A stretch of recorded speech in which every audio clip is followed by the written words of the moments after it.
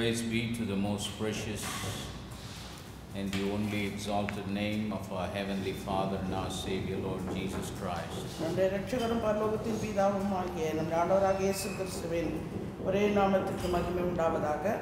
I greet each and everyone that is joining here in this place and also joining us through this broadcast this evening time.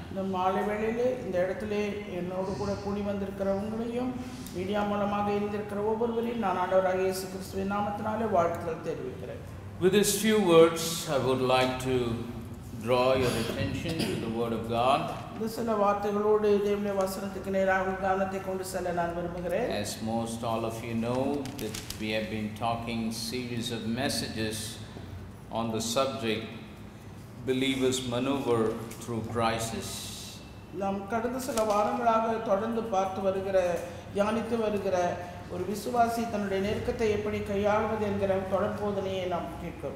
And today I would like to continue from where I left off in the last week.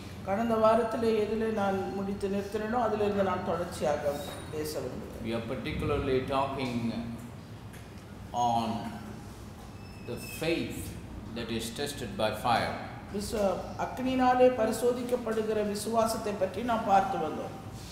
And already we have seen the two different ways by which the Lord puts our faith into test.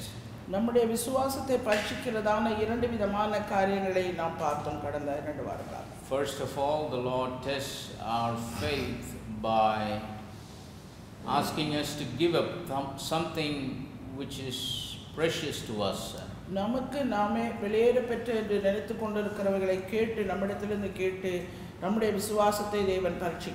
Secondly, the Lord puts our faith into test by permitting us to be led in difficult ways.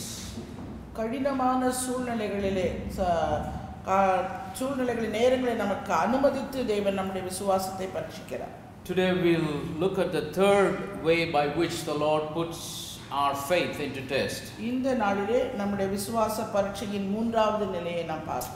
Let us all stand to honor the reading of God's Word. First of all, let us turn to the first book of Kings, chapter number 3 and verse number 5. And secondly, we'll go to the book of Matthew, chapter number 6 and verse number 33. First Kings chapter 3 and verse 5, it says, "In Gibeon the Lord appeared to Solomon in a dream by night, and God asked, what I shall give thee." கிபியோனிலே கர்த்தர் சாலமோனுக்கு ராத்திரியில் சொப்பனத்திலே தரிசனமாகி நீ விரும்புகிறதை என்னிடத்தில் கேள் என்று தேவன் சொன்னார். Matthew chapter 6 and verse number 33. மத்தேயு 6:33. It says, "But seek ye first the kingdom of God and his righteousness, and all these things shall be added unto you." முதலாவது தேவனுடைய ராஜ்யத்தையும் அவருடைய நீதியையும் தேடுங்கள், அப்பொழுது இவைகள் எல்லாம் உங்களுக்கு கூட கொடுக்கப்படும். May the Lord add his blessing to the reading of his infallible word. வாசிக்க கேட்ட இந்த வெளியேறப்பெற்ற வேத வசனத்தை தேவன் தாமே நமக்கு ஆசீர்வதித்து கொடுப்பார். Let us all bow our heads and close our eyes for a word of prayer. நாம் எல்லாரும் நம்முடைய கண்களை மூடி தலைகளை வணங்கி Most gracious and loving heavenly Father, மிகுந்த கிருபையும் அன்பும் நிறைந்த பரலோகத்தின் தகப்பனே, we thank you for this wonderful opportunity that you have given us to break the living bread of your word. I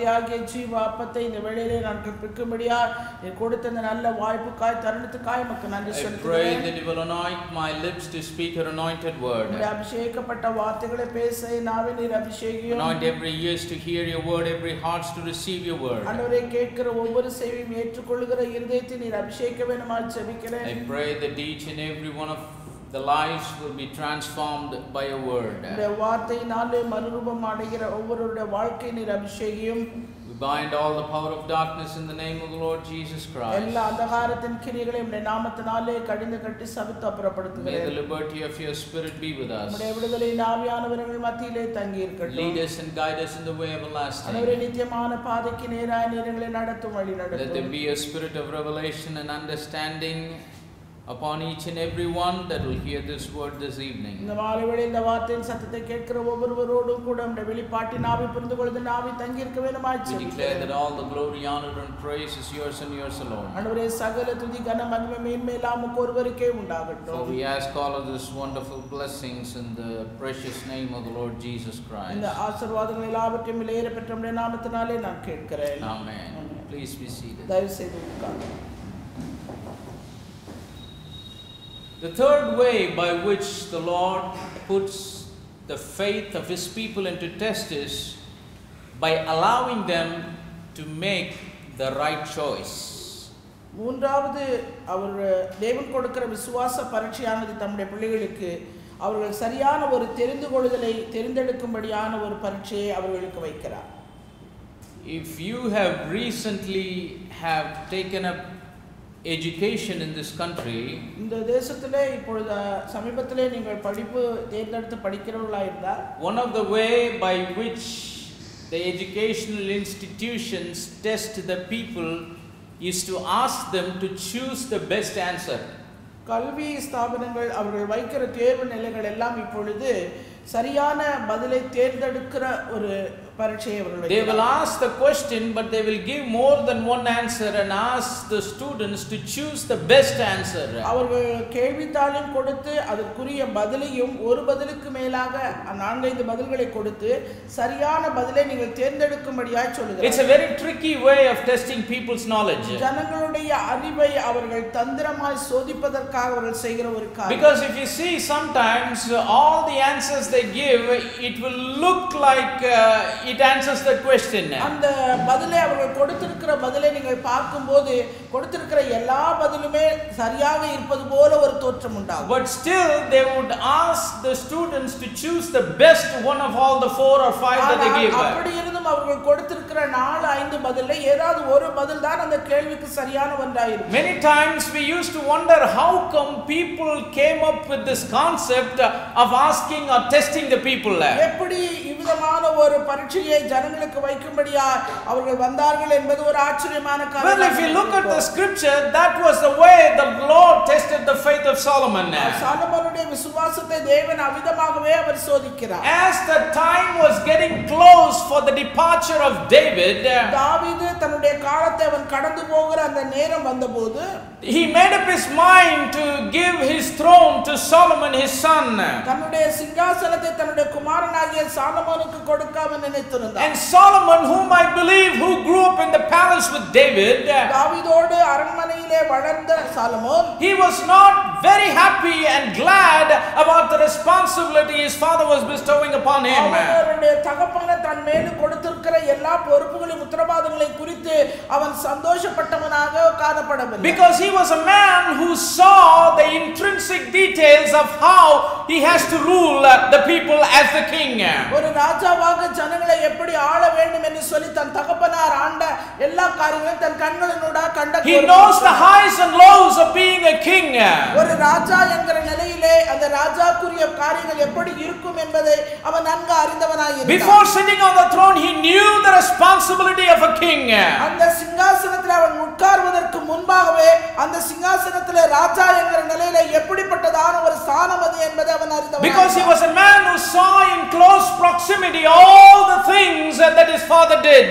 அவர் தகப்பன் செய்த சகல காரியங்களையும் தனக்கு நெருக்கமாக தன் கண்களினாலே கண்ட ஒரு மனுஷன். He knew about all the battles that he faced. அவன் சந்தித்த எல்லா போராட்டங்களையும் கண்டவன் அவன். He knew that job is a difficult one. அந்த வேலை மிகவும் ஒரு கடினமான வேலை என்பதை அவன் நன்கு அறிந்தான். But at the same time he also understood that God had a special grace on the life of his father. அது மாத்திரமல்ல தகப்பனாருடைய வாழ்க்கையிலே தேவனுடைய ஒரு குறிப்பிட்ட நோக்கம் ஒரு சித்தம் உண்டு என்பதையும் அவன் நன்கு அறிந்தவனாய். He knew that David his father was a man after God's own heart.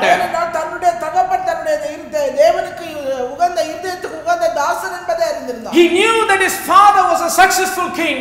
அவன் ஒரு வெற்றியுள்ள ராஜா என்பதையும் அறிந்தவனாய். And as he was about to take the reins over from his father, தன்னுடைய தகப்பனுடைய ராஜரீகத்தை அவன் எடுத்துக்கொள்ள வந்தபோது he was very concerned about how he would be as a king.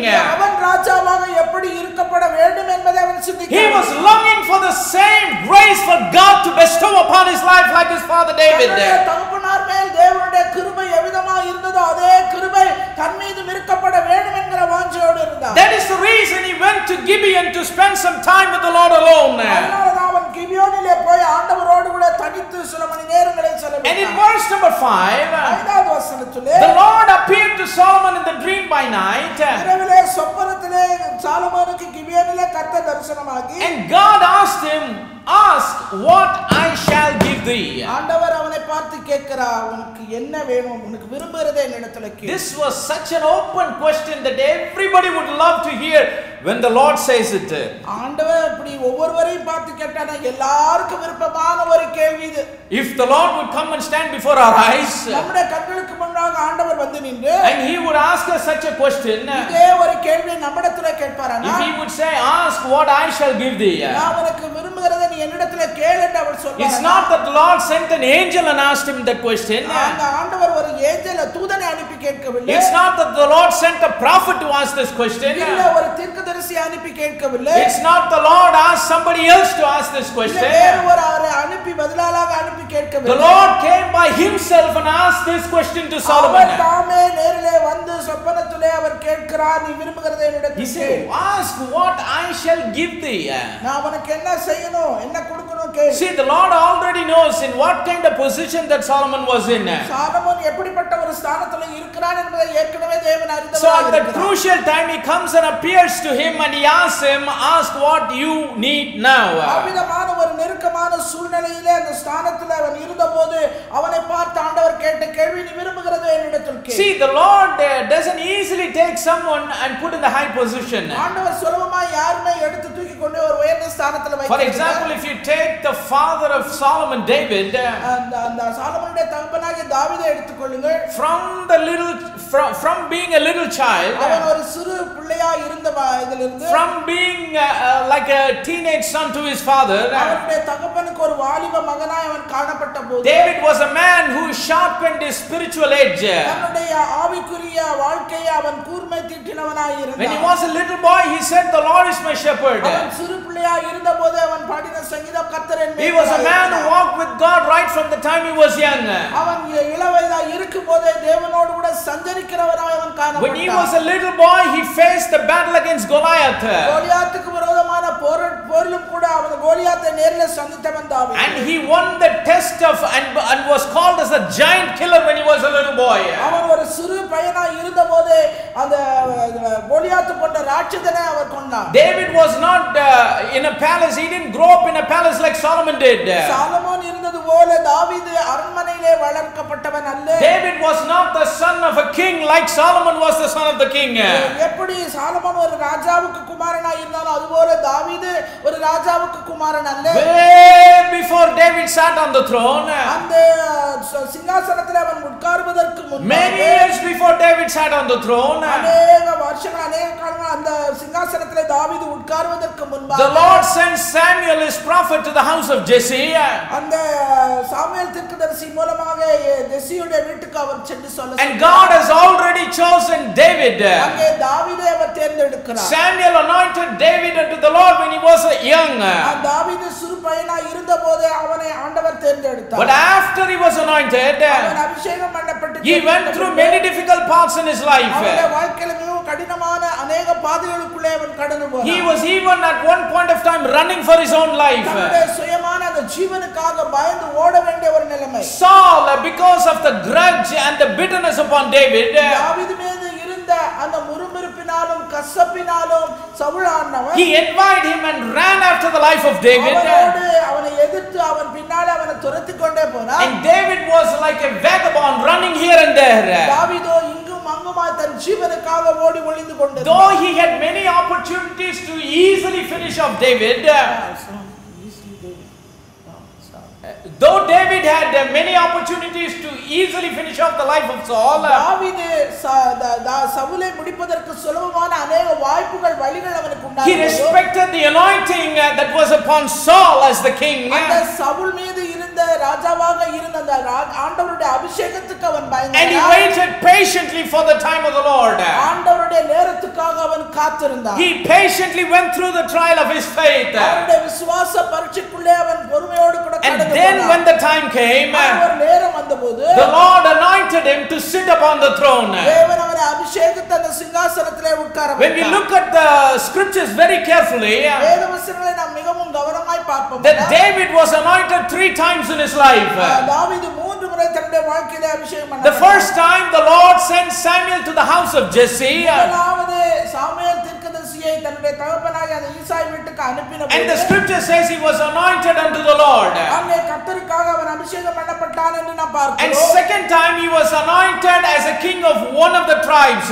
அந்த கோத்திரங்களிலே ஒரு கோத்திரத்துக்கு ராஜாவாக தாவீது அபிஷேகம் And finally the Lord anointed him to be the king of Israel. இஸ்ரவேல் தேசத்துக்கு முழுவதுக்குமாய் ராஜாங்க முழுவதுக்குமாய் தேவன் அவனை அபிஷேகம் பண்ணினார். These are 3 dimensions of the anointing that the Lord placed on the life of David. தாவீதுடைய வாழ்க்கையிலே அவருடைய அபிஷேகத்தின் 3 பரிணாம நிலைமைகளை நாம் பார்க்கிறோம். So step by step the Lord was lifting him up. அவருடைய வாழ்க்கையிலே படிப்படியாக அவருடைய வாழ்க்கையை உயர்த்தினார். But in each and every step the Lord tested his faith. ஒவ்வொரு படி அவன் உயரும் போதும் அவனுடைய விசுவாசமானது பரீட்சிக்கப்பட்டது. But in each and every level David was faithful to God. ஒவ்வொரு நிலையிலும் தாவீது தேவனுக்கு உண்மையுள்ளவனாய் காணப்பட்டான். He demonstrated his faithfulness to God. அவன் தன்னுடைய காரியங்களில் எந்த விதத்திலும் அவன் மாற்றவில்லை. And that is why finally the Lord put him up at the topest level. அதனால இறுதியாக உயர்ந்த ஒரு உன்னத ஸ்தானத்துக்கு தாவீதை தேவன் உயர்த்தினார். He was raised from being a shepherd boy to be the king of Israel. ஒரு ஆட்டு மேய்ப்பனாய் இருந்த நிலையில் இருந்து தாழ்ந்த நிலையில் இருந்து ராஜா என்கிற உயர்ந்த ஒரு ஸ்தானத்துக்கு உயர்த்தப்பட்டார். He did not directly bring him to that level. நேரடியாக அந்த நிலைக்கு அவனை கொண்டு But all through his life he was going through the trial of faith in his life. விசுவாச பரீட்சையினூடாக அவன் ஒவ்வொரு நிலையும் கடந்து வந்து அந்த நிலைமைக்கு வந்தான். But Solomon's life, ஆனால் சாலமோனுடைய வாழ்க்கை it is entirely different. முற்றிலுமாய் மாறுபட்ட ஒன்று. He was a man who was born with a silver spoon in his mouth. அவனுடைய வாழ்க்கை அவன் பிறந்த விதமே ஒரு ஐஸ்வரியத்திலே அதாவது வாயில சில்வர் ஸ்பூனை வைத்து பிறந்த ஒரு. By the time Solomon was born, David came up to a certain level. சாலமோன் பிறந்தபோது தாவீது ஒரு உயர்ந்த ஒரு நிலையிலே அவன் காணப்பட்டான். And most of his life I believe he grew up in the palace. நான் நம்புறேன் அவன் அதிகமான நாட்கள் அந்த அரண்மனையிலே வளர்ந்து.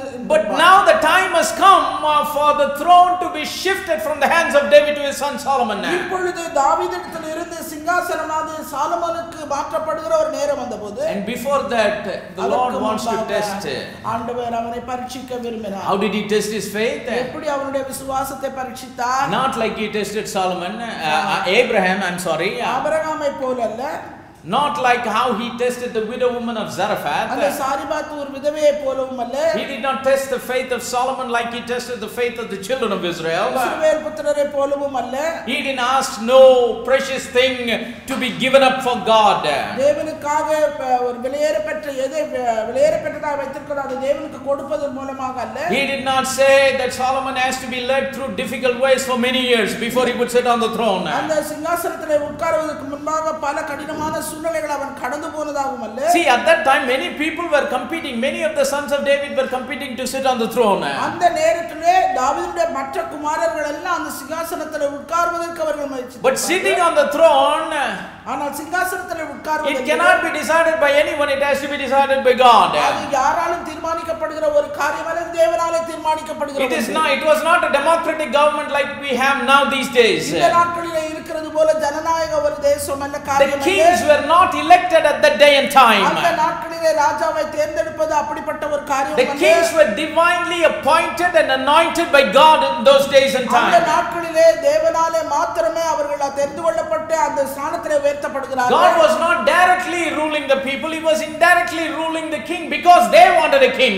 தேவன் அவர்களை ஜனங்களை நேரடியாக அவர்களை ஆட்சி செய்யவில்லை, ராஜாக்கள் தான் தேர்ந்தெடுக்கிற ராஜாக்கள் மூலமாக அவர்களை ஆண்டு வந்தார். But God wanted to test someone to pass the test before he could sit on the throne. அந்த சிங்காசனத்தை ஒருவன் உட்கார்வதற்கு முன்பாக அவருடைய பரீட்சையிலே அவன் வெற்றி பெற வேண்டும். And he had a different kind of test for Solomon. சாலமோனுக்கு வித்தியாசப்பட்ட பல பரீட்சைகளை தேவன். That's why he asked him a question, ask what I shall give thee. அதனால தான் ஆண்டவர் அவனை பார்த்து கேட்டார், நீ விரும்புகிறதை என்னிடத்தில் கேள். Like if I told you before, நான் இதற்கு முன்பாக சொன்னது if the Lord would come and stand here and ask us a question, the same like he asked Solomon. ஆண்டவர் இங்கே பிரத்யட்சமாய் வந்து நின்று சாலமோனை கேட்டது போல நம்ம ஒவ்வொருவரையும் பார்த்து நீ விரும்புகிறதை என்னிடத்தில் கேள் என்று If he would ask us, ask what I shall give thee, நான் உனக்கு என்ன செய்யணும், நீ விரும்புகிறதை என்னிடத்தில் கேள் என்று சொன்னாரனா, we would ask God sometime. ஆண்டவர்ட்ட நம்ம கொஞ்சம் நேரம் கேட்போம். And we will ask for a paper and a pen. அது மாத்திரல்ல ஒரு பேப்பர் பேனா கொடுங்க. Because we will remember so many things. ஏன்னா நான் ஞாபகப்படுத்தி வர வைக்கிறது நிறைய காரியம் இருக்கு. By the time we think the second thing, we should not forget the first thing. So we will write, we will record everything. இரண்டாவது காரியத்தை நான் நினைக்கிறதுக்குள்ள முதல் காரியத்தை மறந்து போக கூடாது. அதனால ஒரு பேப்பரை we will write a list of things. எப்படி பட்டியல் போட்டு நான் காரியங்களை And after few minutes we will ask for another sheet of paper. அந்த இன்னும் ஒரு சில நிமிஷங்கள் கழித்து இன்னொரு ஒரு paper. If the Lord would come and ask us such an open question like he asked Solomon on the day, அந்த நாளிலே சாலமோனை கேட்டது போல இவ்விதமாய் நம்மை நோக்கி கேட்பார், we would be stunned. நாம அப்படியே நிலைச்சு நிற்போம். We would for few minutes our mind will freeze, our minds will freeze. நம்முடைய சிந்தை எல்லாம் அப்படியே பிரமிச்சு வறண்டு போய் நின்னுடும். It won't work for some time. அது சில நேரம் வேலையே செய்யாத. What a question the Lord is asking me. ஆண்டவர் என்ன பார்த்து எப்படிப்பட்டதான ஒரு கேள்வியை கேட்டார். What did Solomon do? ஆனா சாலமன் செய்தது என்ன? In verse number 6 the scripture says, 6ஆம் வசனம் சொல்லுகிறது, and Solomon said, thou hast shewed unto thy servant David my father great mercy, according as he walked before thee in truth and in righteousness and in uprightness of heart with thee, and thou hast kept for him this great kindness, that thou hast given him a son to sit on his throne as it is this day. அதற்கு சாலமோனின் தகப்பனாகிய தாவீது என்னும் உமது அடியானை பற்றி உண்மையும் நீதியும் மனநேர்மையுமாய் உமக்கு முன்பாக நடந்தபடியே தேவரீர் அவருக்கு பெரிய கிருபை செய்து அந்த பெரிய கிருபையை அவருக்கு காத்து இந்நாளில் இருக்கிறபடியே அவருடைய சிங்காசனத்தில் வீற்றிருக்கிற ஒரு குமாரனை அவருக்கு தந்து. When the Lord asked a question to Solomon saying, ask what I shall give thee, ஆண்டவர் சாலமோனை பார்த்து விரும்புகிறதை கேள், நான் உனக்கு என்ன செய்ய வேண்டும் என்று அவர் கேட்டபோது, first of all he remembered the grace and the mercy that the Lord had upon his father David. தன்னுடைய தகப்பனாகிய தாவீதுக்கு மேலே தேவன் அருளின கிருபையையும் இரக்கத்தையும் அவன் நினைவு கூறுகிறார். He said, Lord, you showed a great mercy to my father David. தன்னுடைய தகப்பனாகிய தாவீதுக்கு நீர் பெரிய கிருபையை நீங்க கொடுத்தீங்க. He walked before you in truth and in righteousness.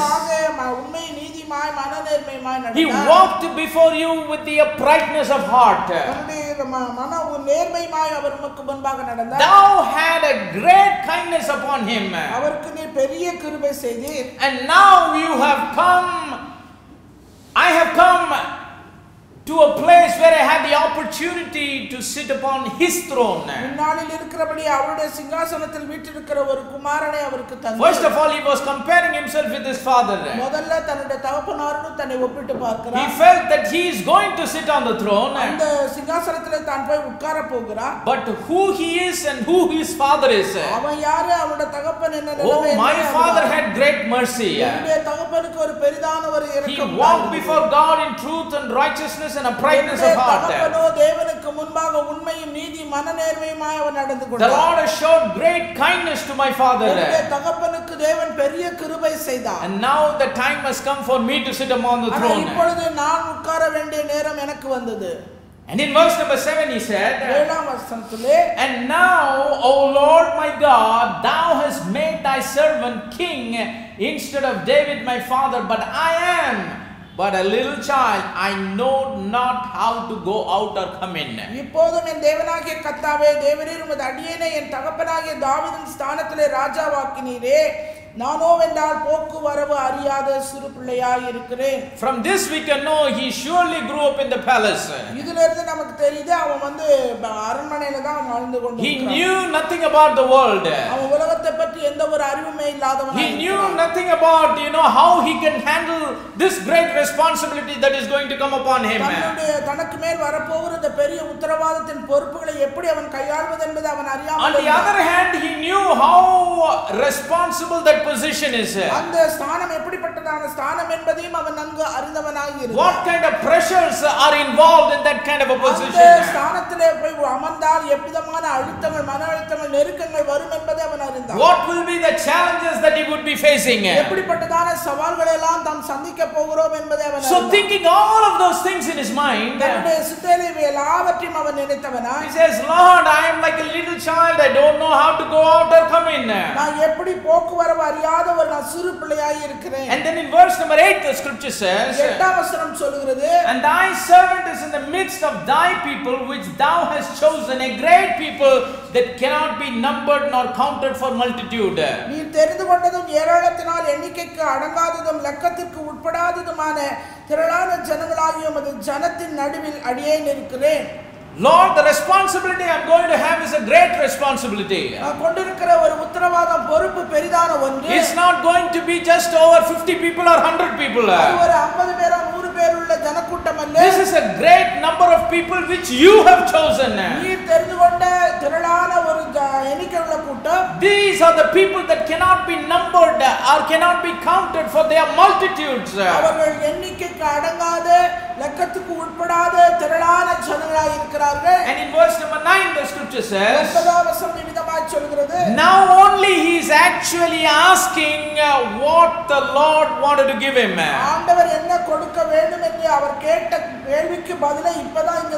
Now only he is revealing his desire as what he wants to have from the Lord. தனக்கு எப்படிப்பட்டதான காரியம் வேண்டும் என்கிறதை வாஞ்சிக்கிற அந்த வாஞ்சையை இந்த இடத்துல அவன் தெரிவிக்கிறான். Verse number 9 he says, give therefore thy servant an understanding heart to judge thy people, that I may discern between good and bad, for who is able to judge this thy so great a people. ஆகையால் உமது ஜனங்களை நியாயம் விசாரிக்கவும் நன்மை தீமை இன்னதென்று வகையறுக்கவும் அடியேனுக்கு ஞானமுள்ள இருதயத்தை தந்தருளும். He was asking for an understanding heart. அவன் அந்த ஒரு புரிந்து கொள்ளக்கூடிய ஞானமுள்ள ஒரு இருதயம். Why did he ask for an understanding heart? எதற்கு அப்படிப்பட்டதான ஒரு ஞானமுள்ள இருதயத்தை அவன் கேட்கிறான்? What kind of wisdom he was asking for? அப்படிப்பட்டதான ஞானத்தை அவன் கேட்கிறான். What was the purpose for which he was asking the Lord this wisdom? ஆண்டவரிடத்திலே இப்படிப்பட்டதான ஞானத்தை கேட்பதற்கான நோக்கம் என்ன? It is not for him to start a business. அவன் ஒரு வியாபாரத்தை ஆரம்பிப்பதற்காக கேட்கவில்லை. He was not asking the Lord for wisdom to have more wealth. இல்லை, இன்னும் அதிக ஆஸ்திகளை திரளாக சேர்த்துக் கொள்வதற்கான ஞானம் கேட்கல. He did not ask the Lord to give him wisdom to build a big mansion. இல்லை, ஒரு பெரிய மாளிகை கட்டுவதற்கான ஞானத்தையும் அவன் கேட்கவில்லை. First of all, he asked the Lord for an understanding how to judge God's people. தேவனுடைய ஜனங்களை நியாயம் தீர்க்க, அவர்களுக்கு நன்மை தீமை இன்னதென்று வகையறுத்து சொல்வதற்குரிய ஞானம் வேண்டும். See, he was asking something from the Lord to fulfill what the Lord wanted him to do. ஆண்டவரிடத்திலே அவன் ஒரு காரியத்தை கேட்டான், அது ஆண்டவரே அவனை கொண்டு செய்ய போகிற ஒரு காரியம் இது. That's why he said, give me an understanding heart. அதனாலதான் ஞானமுள்ள இருதயத்தை தாங்கன்னு கேட்டான். Lord, you know that it is your will that I am going to sit on the throne. ஆண்டவரே, இது நீங்க அறிந்திருக்கிறீங்க, உம்முடைய சித்தம், நான் அந்த சிங்காசனத்திலே I am appointed as the king by you. நான் ராஜாவாக நியமிக்கப்பட்டது உம்மாலே. And I need to carry out the responsibility that you are bestowing upon me. என் மீது வைத்திருக்கிற இந்த உத்தரவாதத்தை, இந்த பொறுப்பை நான் ஏற்றுக்கொள்ள வேண்டும். And to do the work that you are giving me, எனக்கு கொடுத்திருக்கிற அந்த வேலையை நான் செய்வதற்கு give me an understanding heart, ஞானமுள்ள இருதயத்தை தாங்க. without which you cannot judge your people. எப்படி நான் உம்முடைய ஜனங்களை நியாயம் விசாரிக்கிறது? I am a little child, I don't know how to go out or come in. நான் போக்குவரவு அறியாத ஒரு சிறு பிள்ளை. That's why you give me the understanding heart to discern between good and bad. நான் ஜனங்களை நியாயம் விசாரிக்கவும் அவர்களுக்கு நன்மை தீமை இன்னதென்று வகையறுத்து சொல்லவும் எனக்கு Lord, these are your people. ஏனென்றால் இந்த ஜனங்கள் உம்முடைய ஜனங்கள். These are great people. அவர்கள் பெரிதான கூட்டமுள்ள ஜனங்கள். Unless you give the understanding heart, ஒரு ஞானமுள்ள புரிந்து கொள்ளக்கூடிய இருதயம் எனக்கு கொடுத்தாய், unless I have the discerning spirit that you give me, நீங்க எனக்கு ஒரு பகுத்தறிவுள்ள ஒரு ஆவியை நீங்கள் எனக்கு who கொடுக்காவிட்டால் will be able to judge so great a people? இப்படி ஏராளமாய் இருக்கிற இந்த ஜனத்தை நியாயம் விசாரிக்க யாராலே ஆகும்? Praise the name of the living God. He was asking for the Lord something so that he can in return fulfill what God wanted him to do in his life. ஆண்டவர் அவனை கொண்டு அந்த ஸ்தானத்திலே வைத்து என்ன செய்ய போகிறாரோ அதற்கேற்ற காரியத்தை அவன் ஆண்டவரிடத்திலே கேட்கிறான். Praise the name of the living God. He could have asked anything he would have wanted. அவனுக்கு என்ன விருப்பமோ எதை வேணாலும் கேட்டிருக்கலாம். He could have asked for health, wealth, long life. ஆஸ்தி, நீண்ட ஆயுள். He could have asked, many wives, many children. அநேக மனைவிகள், அநேக பிள்ளைகள். He had all of those things in the later years. பின்னான காலத்துல எல்லாமே அவனுக்கு உண்டாயிருந்தது. We need to know why such a man with an understanding heart went into all of those things. அப்படிப்பட்டதான ஒரு நல்ல ஞானமுள்ள இருதயத்தை பெற்ற மனுஷன் ஏன் அப்படி எல்லாம் மாறினாங்கிறது அதுக்கு காரணம். So he could have asked anything and everything. எனவே அவனுக்கு என்ன வேணாலும் கேட்டுக்கலாம், எதை வேணாலும் கேட்டுக்கலாம். But he asked for something wherein he could fulfill what the Lord wanted him to do in his life. ஆண்டவர் அவனை கொண்டு என்ன செய்ய அவர் சித்தமுள்ளவராய் விருப்பமுள்ளவராய் இருக்கிறாரோ அந்த காரியத்துக்கு ஏற்ற ஒரு காரியத்தை ஆண்டவரிடத்திலே கேட்கிறார். Then verse number 10 the scripture says, 10ஆம் வசனம் இவ்விதமாய் சொல்கிறது, after Solomon revealed the desire of his heart, தன்னுடைய இருதயத்தின் வாஞ்சையை ஆண்டவருக்கு அவன் வெளிப்படுத்தின உடனே, after Samuel revealed what he wanted from the Lord, ஆண்டவரிடத்திலிருந்து தனக்கு என்ன வேண்டும் என்று அதை வெளிப்படுத்தின உடனே, the scripture says the speech pleased the Lord. அவருடைய கேட்ட அந்த விண்ணப்பம் ஆண்டவருடைய பார்வைக்கு உகந்த விண்ணப்பமாயிற்று. The Lord was very much glad by the way he asked what he asked the Lord for. ஆண்டவரிடத்திலே அவன் கேட்ட அந்த விண்ணப்பம் எதற்காக கேட்டான் என்பதை ஆண்டவர் அறிந்தவராய் அந்த விண்ணப்பத்தை குறித்து அவன் பிரியமுள்ளவராய் இருந்தார். Then in verse number 11 the scripture says, 11ஆம் வசனம் தொடர்ந்து சொல்கிறது, and God said unto him,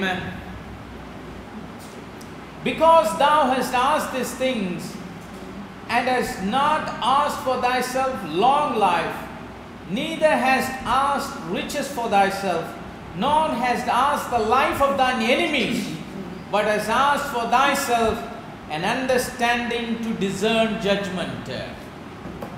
ஆகையினால் தேவன் அவனை நோக்கி, நீ உனக்கு நீடித்த நாட்களை கேளாமலும் ஐஸ்வர்யத்தை கேளாமலும் உன் சத்துருக்களின் பிராணனை கேளாமலும் நீ இந்த காரியத்தையே கேட்டு நியாயம் விசாரிக்கிறதுக்கு ஏற்ற ஞானத்தை உனக்கு வேண்டிக் கொண்டபடியினால். The Lord first talked to him about what all things else he could have asked.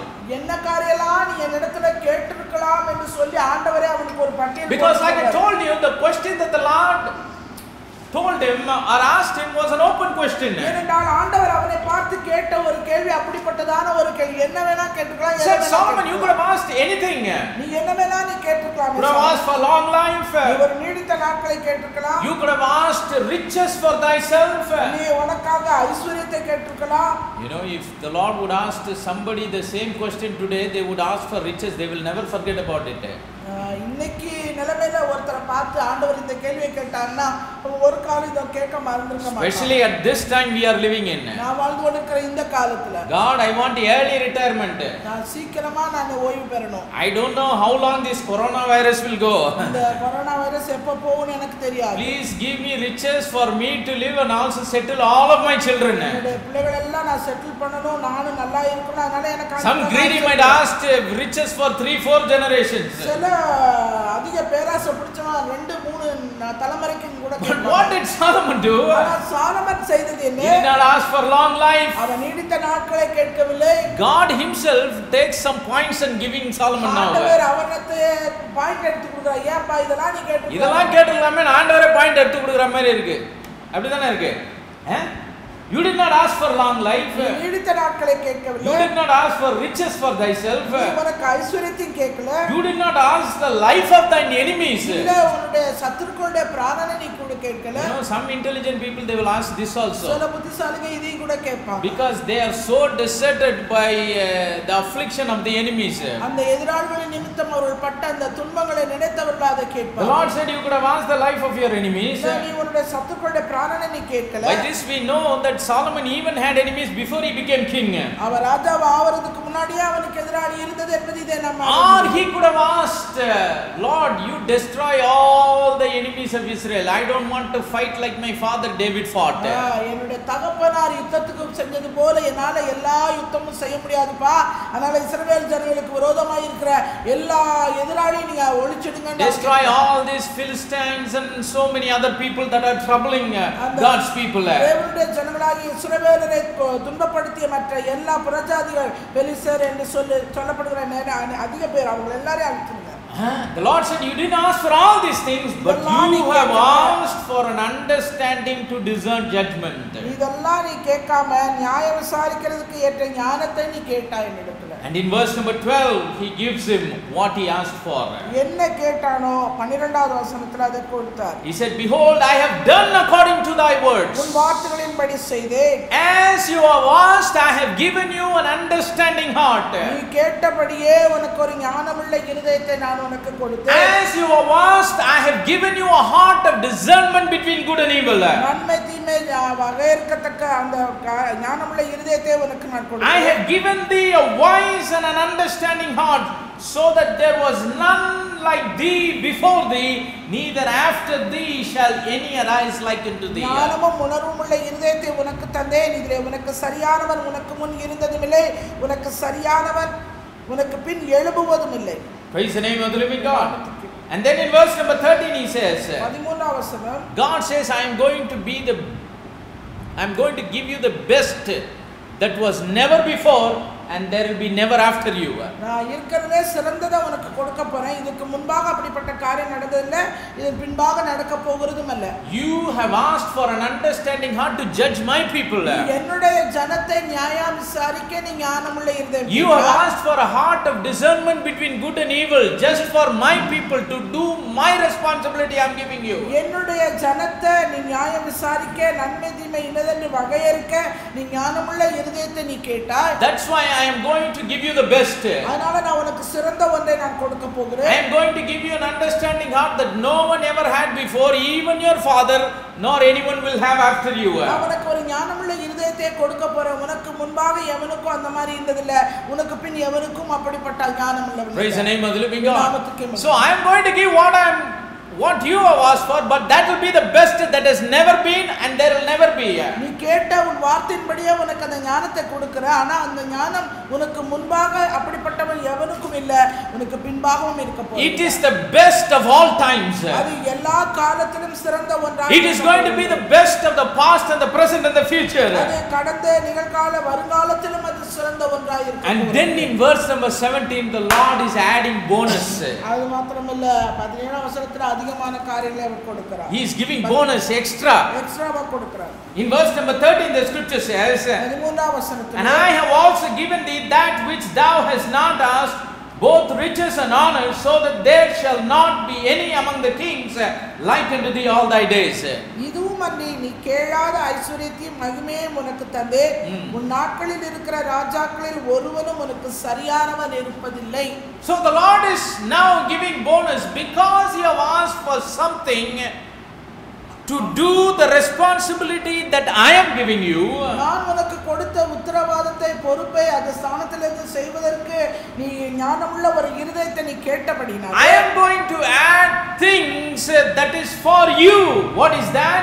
It is riches and honor, and there shall be no king like you all your days. நான் உனக்கு சில காரியங்களை கொடுக்க போகிறேன். அது நீ கேளாத என்னிடத்துல கேளாத ஒன்று.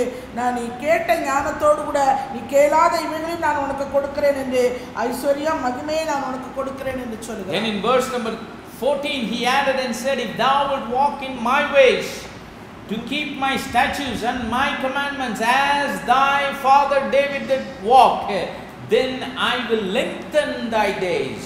உன் தகப்பனாகிய தாவீது நடந்தது போல நீயும் என் கட்டளைகளையும் என் நியமங்களையும் கைக்கொண்டு என் வழிகளில் நடப்பாயாகில் உன் நாட்களையும் நீடித்திருக்க பண்ணுவேன் என்றார். Praise the name of the living God. The third way by which God tests the faith of his people is, தேவன் தம்முடைய ஜனங்களை அவருடைய விசுவாச பரீட்சையில் அவர்கள் பரீட்சிக்கிற விதமானது. Sometimes he would test them the same way that the Lord tested the faith of Solomon. அந்த சாலமோனுடைய விசுவாசத்தை பரீட்சித்தது போல அவர் நம்மை பரீட்சிப்பார். God would ask us an open question, what do you want? ஆண்டவர் சில நேரங்களிலே விதமாய் ஒரு திறந்த ஒரு கேள்வியை நம் முன்பாக வைப்பார். Or he would keep 2 or 3 things before us and he would say, choose.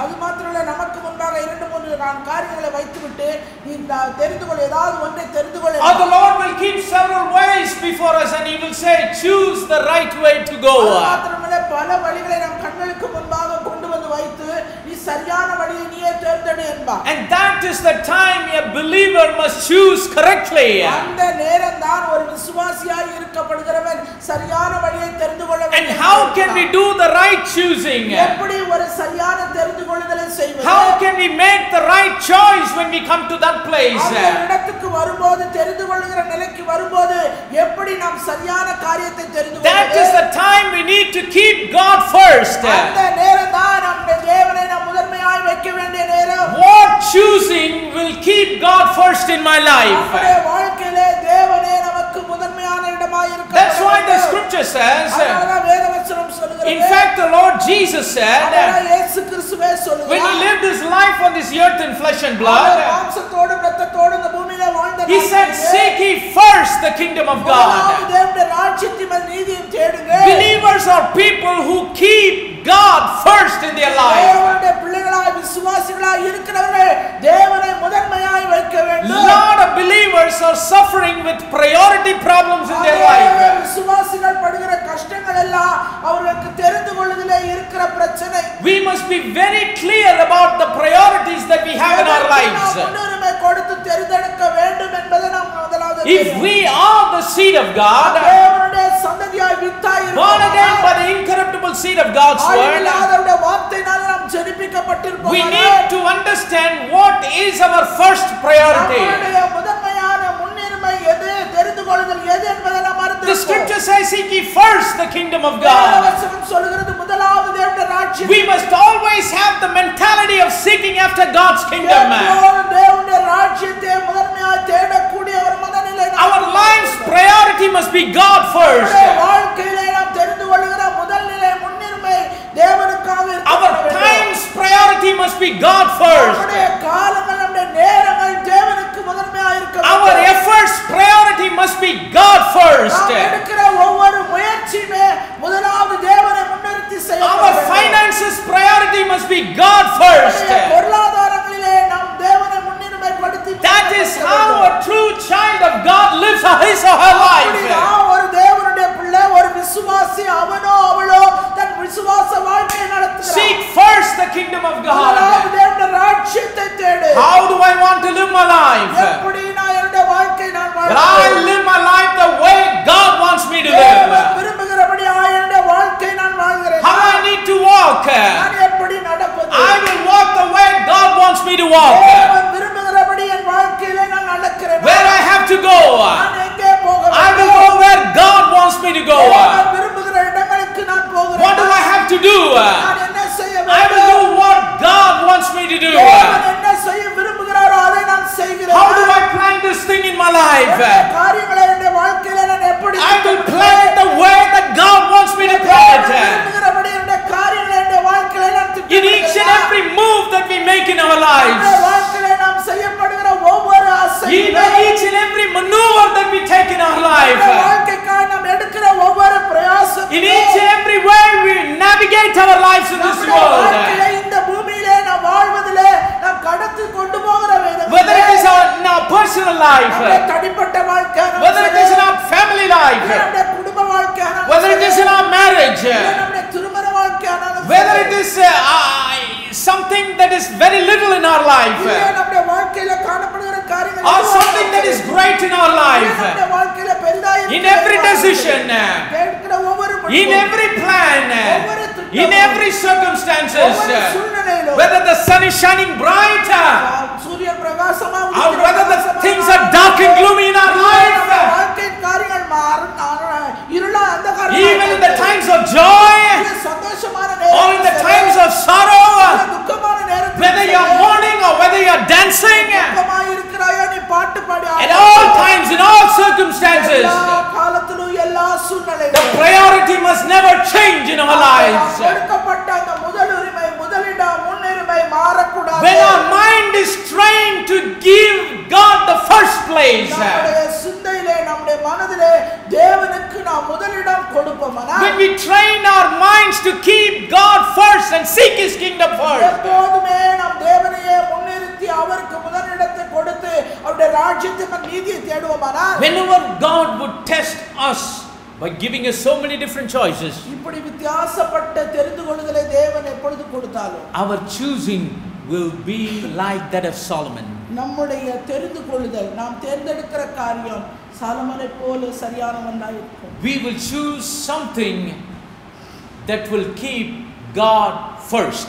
முதலாவது தேவனை முதன்மைப்படுத்தி அவரை நாம் தேர்ந்தெடுக்கிறவளாய் இருக்கும். We will choose that right one which will put the kingdom of God first. முதலாவது தேவனுடைய ராஜ்யத்தையும் அவருடைய நீதியையும் வைக்கிற அந்த முதலுரிமையை முதல் தெரிந்து கொள்ளுதலை நாம் வைக்கிறவளாய் இருக்கும். Praise the name of the living God. Let's say for example, உதாரணத்துக்காக you are searching for a job நீங்க ஒரு வேலைக்காக தேடிக்கொண்டாலே and you have applied and sent your resumes to so many different places, உங்களுடைய ரெஸ்யூமை பல இடங்களுக்கு ஸ்தாபனங்களுக்கு அனுப்புறீங்க. and then the interview comes from two different places. இரண்டு வித்தியாசப்பட்ட இடத்திலிருந்து உங்களுக்கு நேர்முக தேர்வுக்கு வந்து அழைப்பு. Go, you do the best that you can in both the interviews and you are selected by both the institutions, let's say. நீங்க போன interview ரெண்டுலயும் உங்களுக்கு வச்ச டெஸ்ட்ல நீங்க பாஸ் பண்ணிட்டீங்க. அங்க இருந்து உங்களுக்கு ரெண்டு இடத்துல இருந்தோ அழைப்பு வந்தது. The first place says முதலிடம் சொல்லுகிறது 7 days work, 7 நாள் வேலை, 50,000 rupees 50,000 சம்பளம் plus BA, DA, MA. அது என்னன்னா உங்களுக்கு அலவன்ஸ் கொடுப்பாங்களோ எல்லா allowance, So many allowances are there. எல்லா அலவன்ஸும் உங்களுக்கு எல்லாம் அதெல்லாம் உண்டு. But the other thing says இன்னொரு வகை நிறுவனம் சொல்லுது 5 days work, 5 நாள் தான் வேலை, but 45,000 rupees. 45,000 சம்பளம். You have all the allowances.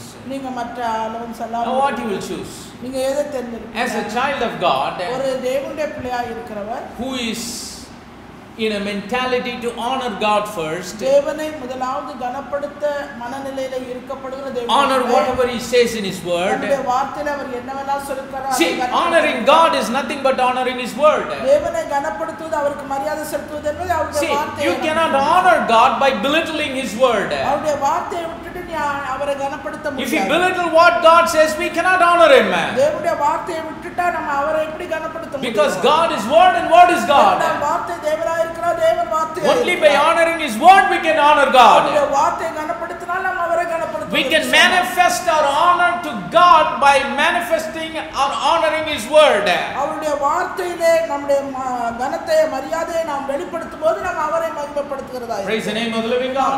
So this person, he knows. எனவே இந்த நபர் நன்றாக அறிந்தவர். He honors God by honoring His word. அவருடைய வார்த்தையை தேவனை கனப்படுத்துவது. By honoring the assembling of the saints. அந்த பரிசுத்தவான்கள் கூடுகையை அவர் கனப்படுத்துகிறார். He knows in his mind in the weekends there will be assembling of the saints. வாரத்தின் அந்த இறுதி நாட்களிலே அவர்கள் வந்து பரிசுத்தவான்களாய் கூடுகிறது என்பது அவர் நன்கு அறிந்தவர். If he would look for that 5,000 extra, அந்த அதிகமான ஒரு 5,000 அவர் நினைத்து பார்த்தாரனா, he should go to work for 7 days. 7 நாள் அவர் வேலைக்கு போகணும். And he will miss the occasion of the assembling of the saints. இந்த பரிசுத்தவான்கள் கூடுகிற இந்த கூட்டத்தை அவங்க வந்து தவற விடுவாங்க. Now he has got both offers given to him. இப்ப ரெண்டு காரியங்கள் அவருக்கு கொடுக்கப்பட்டது. How will he choose?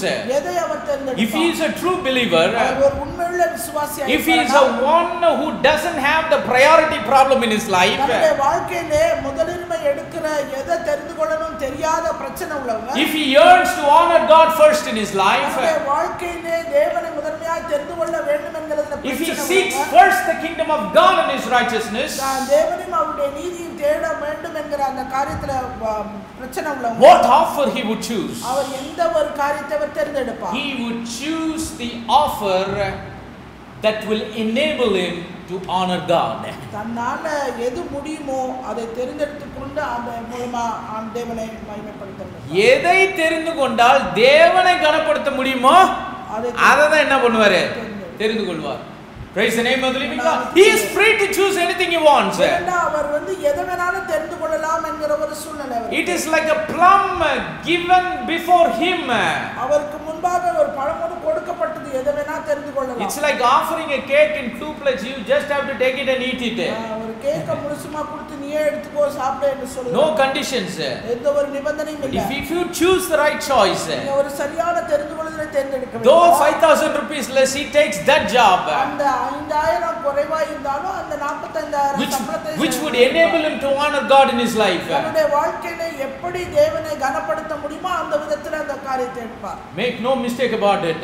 நல்ல அத தவறா எடுத்துக்காதீங்க. In 1 year ஒரு வருஷத்துல he would be earning 2 times more than what he started to earn in the job. அந்த வேலையிலேயே அவர் 2 முறை வாங்குற சம்பளத்தை காட்டிலும் Because God says, ஏனென்றால் ஆண்டவர் சொல்றார், he not only just said seek ye first the kingdom of God, full stop. ஆண்டவர் முதலாவது தேவனுடைய ராஜ்யம் நீதி தேடு என்று சொல்றதோட நிறுத்தில்ல. He said, if you do that, நீ அப்படி செய்வாய்னா, seek ye first the kingdom of God and his righteousness, தேவனுடைய ராஜ்யத்தையும் அவருடைய நீதியையும் நீ தேடுவாயானா, then all of these things shall be added unto you. உனக்கு கூட கொடுக்கப்படும். Praise the name of the living God. It's like choosing the best answer. அதுதான் சரியான ஒரு பதிலை தெரிந்து சிறந்த பதிலை தெரிந்து கொள்ளுங்கள். Choosing the right choice. சரியான காரியத்தை தெரிந்து That is how the Lord tested the faith of Solomon before he confirmed him to sit upon the throne. அந்த சிங்காசனத்திலே சாலமோனை உட்கார வைப்பதற்கு முன்பாக அவனை ராஜா என்று உறுதிப்படுத்த முன்பாகவே தேவன் அவனுடைய விசுவாசத்தை இவ்விதமாய் பரீட்சித்தார். Or in other words, Solomon already knew he is going to sit on the throne. ஏற்கனவே சாலமோனுக்கு நன்றாக தெரியும் அந்த சிங்காசனம் தனக்கு தான் தான் போய் உட்கார போறான். But he is very concerned about how he will perform sitting on the throne. அந்த சிங்காசனத்துல போய் உட்கார்ந்து எப்படி காரியங்களை நான் செய்வது என்பது அவனுடைய. He knew that the job of sitting on the throne is a job that God has given him. ஏனென்றால் அந்த சிங்காசனத்திலே உட்கார வைத்த அந்த செய்யப்படுகிற வேலை கூட தேவனாலே அவனுக்கு கொடுக்கப்பட்ட He ஒரு is காரியம். concerned on fulfilling the responsibility correctly because it is given by God himself. தேவனாலே மாத்திரமே கொடுக்கப்பட்ட அந்த பொறுப்பை அந்த உத்தரவாதத்தை சரியான விதத்திலே செய்ய வேண்டும் என்கிற ஒரு காரியம் தான் அவனுக்கு உண்டாயிற்று. That is why when the Lord offered him something, ஆண்டவர் அவனுக்கு ஒரு தெரிந்து கொள்ளுதலை அவனுக்கு கொடுத்தார். when he offered him anything that he desired, எது விருப்பமோ எது வாஞ்சியோ அது கேளு என்று சொன்னபோது he did not focus on himself. தன்னை தானே அவன் கொண்டு வந்த கவனம் வச்சுக்கல. He did not focus on his health, his life. தன்னுடைய ஆரோக்கியத்தை தன்னுடைய ஜீவனை குறித்து அவன் கவலைப்படல. He did not focus on his wealth, his money, his finances. அவனுடைய பொருளாதாரத்தை அவனுடைய பணத்தை அவனுடைய ஆஸ்தியை கவனம் கொள்ளல. He did not think about his family, how his family will be, how this and how that. அவனுடைய குடும்பம் எப்படி இருக்கும், அது எப்படி இருக்கும், இது எப்படி இருக்கும்லாம் அவன் கவனம் கொள்ளல. Instead of him putting the focus on himself, அவன் தன் மீது தன்னுடைய காரியங்கள் மீது வைக்கிற கவனத்தை விட he put his focus on the priority. எந்த காரியத்தை தேர்ந்தெடுக்க வேண்டும் என்கிற அந்த முதன்மை இடத்தை அவன் வைத்தான். Even he himself was not the priority for himself. ஏனென்றால் அவனே தனக்கு தானே அந்த காரியத்தை அவன் செய்ய கொள்ள முடியாது. தனக்கு தானே முன்னுரிமை கூட என்ன பண்ணல, கொடுக்கல. யாருக்கு தான் முன்னுரிமை கொடுத்தா? He gave the priority to God because he is the one who gave him the responsibility to sit upon the throne. தேவனுக்கு முன்னுரிமை கொடுத்ததனால அவர் ஒருவர் தான் அவன் அந்த சிங்காசனத்திலே நியமித்து உட்கார. He was saying, Lord, more than my life, ஆண்டவரே என்னுடைய வாழ்க்கை நான் முழுவதும், more than the length of my days, என்னுடைய நீடித்த அந்த ஆயுள் நாட்களை more than my health and more than my wealth, என்னுடைய ஆரோக்கியத்தை காட்டிலும் என்னுடைய ஆஸ்தியை காட்டிலும், more than my family, I want to fulfill your will. என்னுடைய குடும்பத்தை காட்டிலும் நான் உம்முடைய சித்தத்தை நான் செய்ய, I want to fulfill your purpose. உம்முடைய நோக்கத்தை நான் நிறைவேற்ற விரும்புகிறேன். I want to fulfill your plan. உம்முடைய திட்டத்தை நான் நிறைவேற்ற விரும்புகிறேன். I want to fulfill the responsibility, Lord, that you have given me. ஆண்டவரே நீர் எனக்கு கொடுத்திருக்கிற இந்த உத்தரவாதத்தை உம்முடைய விருப்பத்தின்படி நிறைவேற்ற விரும்புகிறேன். That is why give me an understanding heart to do what you want me to do. அதனால ஆண்டவரே எனக்கு நீர் ஞானமுள்ள இருதயத்தை தாங்க, நீங்க விரும்புகிறபடி நான் காரியங்களை செய்வதற்கு. He totally took him out of the place and put God first when he asked the Lord. மற்ற எல்லா காரியங்களையும் தன்னையும் வெளியே எடுத்து வைத்து தேவனை முதன்மையாக முன்னுரிமை கொடுத்து தேவனை முதன்மைப்படுத்தினார். The same thing we see in the life of Apostle Paul. அப்போஸ்தலனாகிய பவுலுடைய வாழ்க்கையிலும் இதே காரியத்தை நாம் காண முடியும். When he wrote his letter to the saints of the church of the city of Philippi, பிலிப்பி தேசத்தில் இருக்கிற பரிசுத்தவான்களுக்கு அவர் எழுதின நிருபத்திலே, in Philippians chapter number 1 and verse number 23, the scripture says, 1வது அதிகாரம் 23ஆம் வசனத்திலே, he says, for I am in a strait betwixt two, having a desire to depart and to be with Christ, which is far better. ஏனெனில் இவரெண்டினாலும் நான் நெருக்கப்படுகிறேன். ரெண்டினாலும் நெருக்கப்படுகிறேன்றார். So actually in his spirit, Paul can head in two different directions in his life. தன்னுடைய வாழ்க்கையிலே பவுலுடைய காரியங்கள் இரண்டு விதமான திசைகளிலே காணப்பட்டிருந்தது. He has his future in two different ways he could possibly go. அவருடைய எதிர்காலம் அவர் போவதற்குரிய சாத்தியப்பட்ட ஒரு காரியம் இரண்டு திசைகளிலே இருந்தது. That's why he says, I am in a strait betwixt two, having a desire to depart and to be with Christ, which is far better. ஏனெனில் இவ்விரண்டினாலும் நான் நெருக்கப்படுகிறேன்.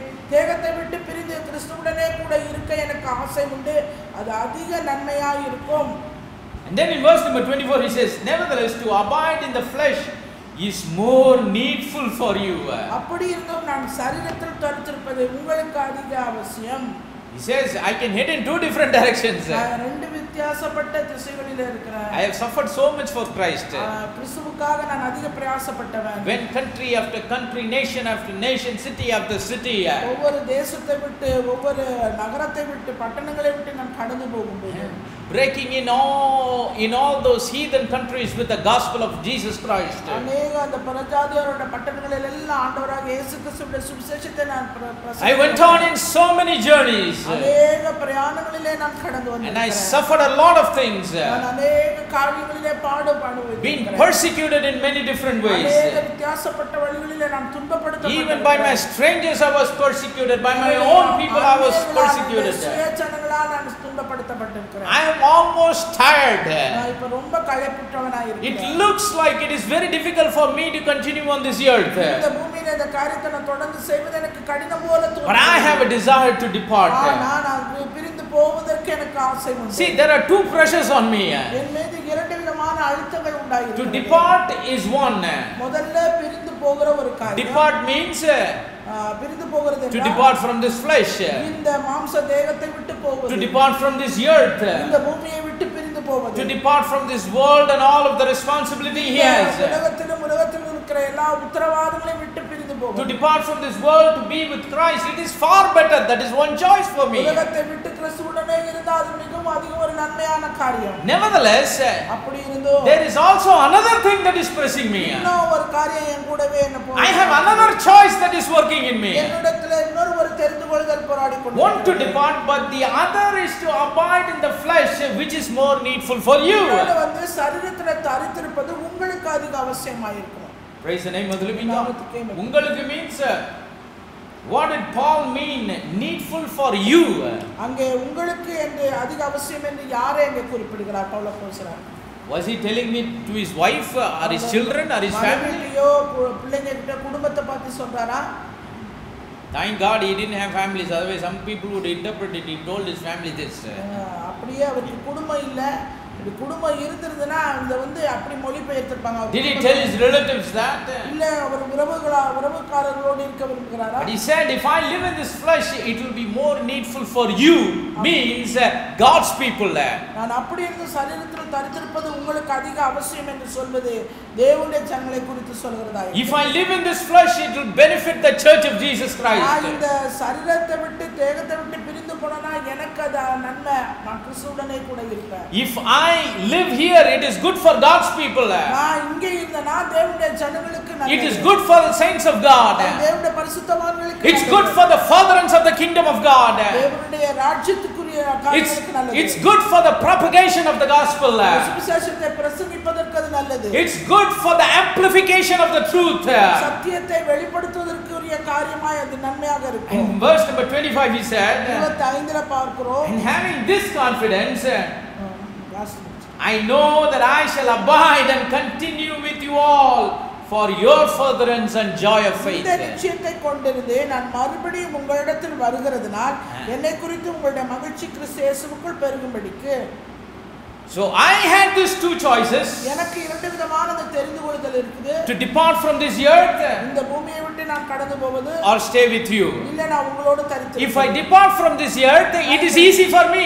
எனக்கு இந்த தேகத்தை விட்டு இந்த பூமியை விட்டு போவது எனக்கு சுலபமான ஒரு காரியம். If I depart from you, the life that I am going to live is far better than the life that I am living now. நான் இங்கே இருந்து உங்களோடு இருக்கிற இந்த வாழ்க்கையை காட்டிலும் நான் கடந்து போகிற வாழ்க்கை எனக்கு I will be in peace and rest if I depart. நான் கடந்து போனேனானால் எனக்கு அமைதல் சமாதானம் உண்டாயிருக்கும். Nevertheless, if I choose to live in this flesh, இந்த சரீரத்திலே நான் வாழ நான் தெரிந்து கொள்வேன். it will benefit the kingdom of God. அது தேவனுடைய ராஜ்யத்துக்கு பிரயோஜனமாக It will benefit the church of Jesus Christ. தேவனுடைய ஆண்டவராகிய இயேசு கிறிஸ்துவின் சபைக்கு பிரயோஜனமாக. So because of that confidence, அந்த நம்பிக்கையினாலே I will abide and continue with you all for your furtherance and joy of faith. நான் உங்களோடு கூட தங்கி இருந்து உங்களுடைய மகிழ்ச்சியிலே கிறிஸ்து இயேசுவுக்குள்ளே நான் பெருகும்படியாய் தங்கி இருக்கிறேன். Praise the name of the living God.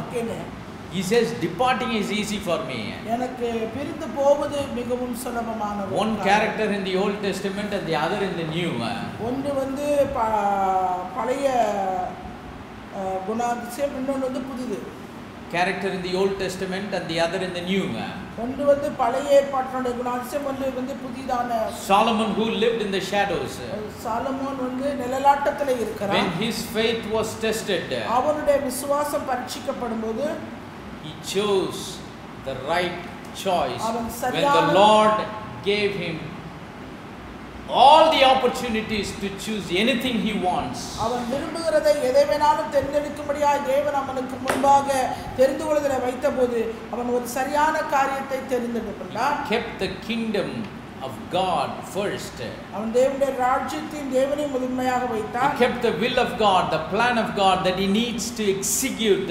That was his motive, that was his focus. தேவனுடைய சித்தத்தை, தேவனுடைய திட்டத்தை முதன்மையாக வைத்து அதை நிறைவேற்றுவதை தன்னுடைய வாழ்க்கையை அர்ப்பணித்தான். And even Apostle Paul, அப்போஸ்தலனாகிய பவுலும் கூட, he was cornered to a place at certain point of time in his life. அவனுடைய வாழ்க்கையிலே ஒரு குறிப்பிட்ட நேரத்திலே இரண்டு வகை காரியங்களினாலே அவன் that he could depart or he could stay in this world. அவன் வந்து இந்த தேகத்தை விட்டு பிரிந்து போவதா இல்லை இங்கே தங்கி இருப்பான். How did he make the choice?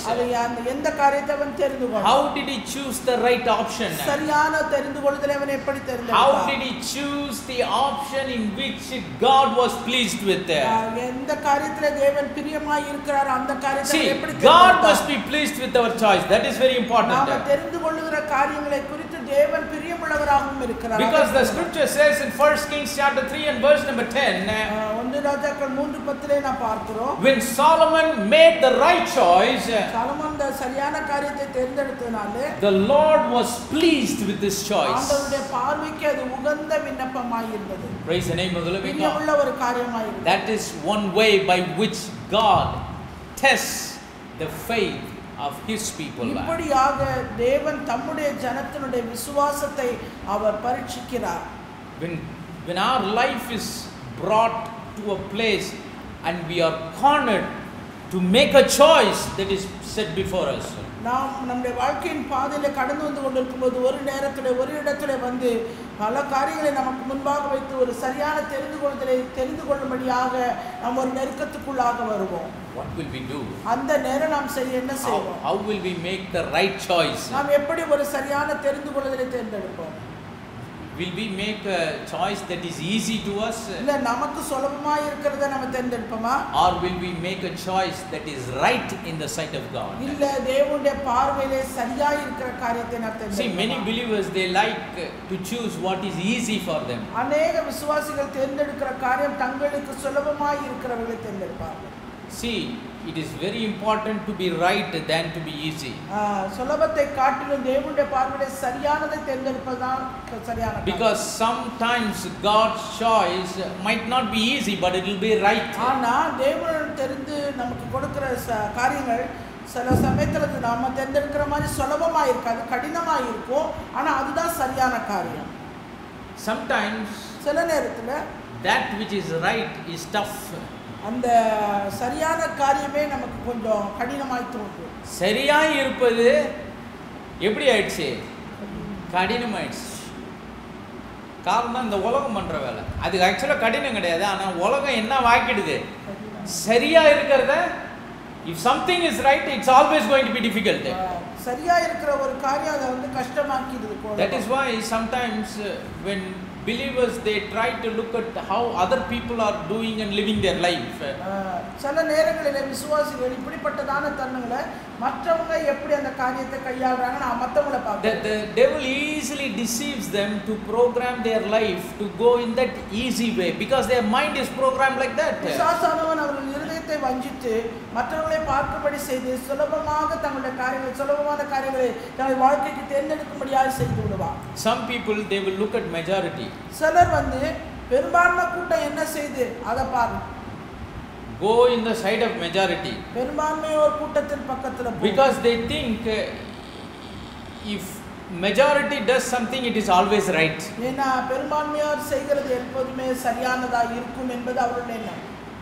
நிறைய பேருடைய என்னன்னா பெரும்பான்மை எங்க இருக்கோ அங்க தான் என்ன இருக்குது? அதுதான் கரெக்ட்டா? சிறுபான்மையில ஏதோ என்ன இருக்குது? தப்பு இருக்கிறதுனால தான். ஆனா தேவனுடைய ராஜ்யத்துக்கும் அந்த தத்துவத்துக்கும் என்னவே வராது. This majority is correct, minority is wrong is totally against the principle of God's kingdom.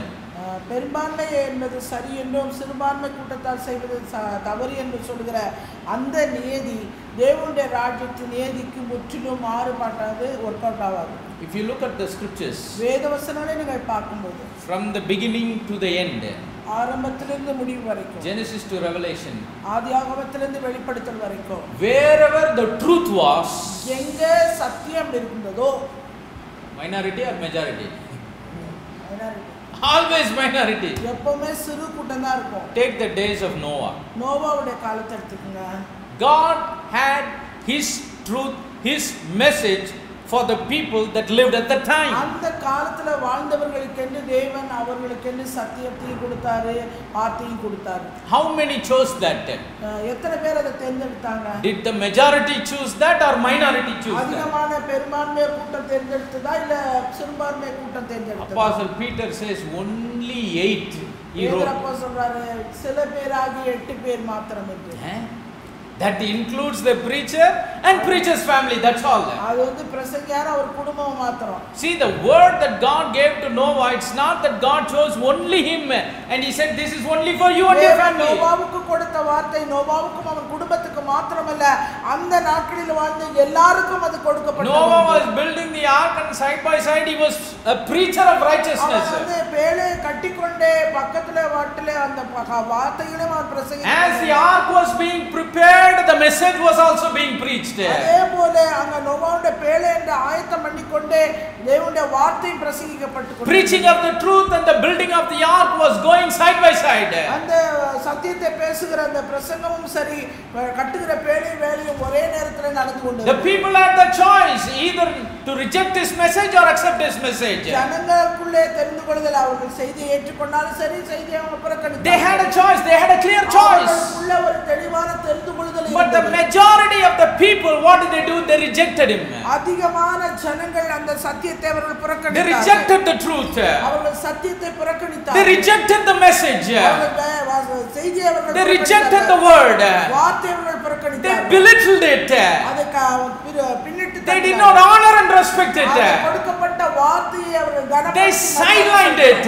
அதை அவர்கள் புறம்பே தள்ளினார்கள். But in the end what happened? ஆனா முடிவுல என்ன நடந்தது? Only the few that chose, they survived. தெரிந்து கொள்ளப்பட்ட அந்த 8 பேர் மாத்திரமே உயிரோடு இருந்தார்கள். They were safe. அவர்கள் பாதுகாப்பா இருந்தார்கள். Praise the name of the living God.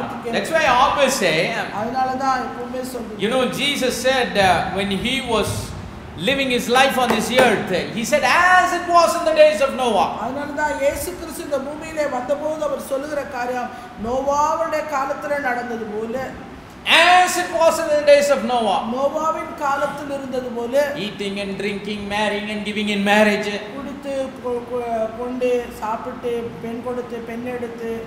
He said the same way it shall be in the coming of the Son of Man. அது மனுஷகுமாரன் ஒரு காலத்திலும் நடக்கும் என்று அவர் சொன்னார். Because the truth will be preached the same way it was preached during the days of Noah. நோவாவுடைய காலத்திலே எப்படி சத்தியம் அங்கே பிரசங்கிக்கப்பட்டதோ அதே போல அந்த காலத்திலும் பிரசங்கிக்கப்பட்டது. The message of God's word will be revealed to all the people the same way it was revealed on the days of Noah. வார்த்தையானது அந்த நாட்களிலே எப்படி வெளிப்படுத்தப்பட்டது அதுபோல இந்த நாட்களில் வெளிப்படுத்தப்பட்டது. And the people will have a clear cut choice right in front of them.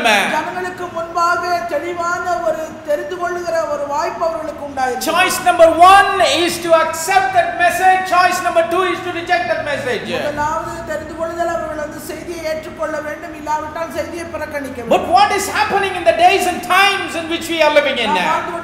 இந்த காலத்தில் நடைபெறுகிற காரியம் Though God has clearly declared His ways, தம்முடைய வார்த்தையை வழியை அவர் தெளிவாக அறிவிக்கிறார். though He has clearly revealed His word through His word, அவருடைய வார்த்தை ஆவியினாலே அவருடைய வார்த்தை through His Spirit, what is happening? என்ன நடக்கிறது? The majority have rejected it. பெரும்பான்மையான கூட்டத்தார் அதை புறக்கணிக்கிறார்கள். Some people take a little and leave most of it.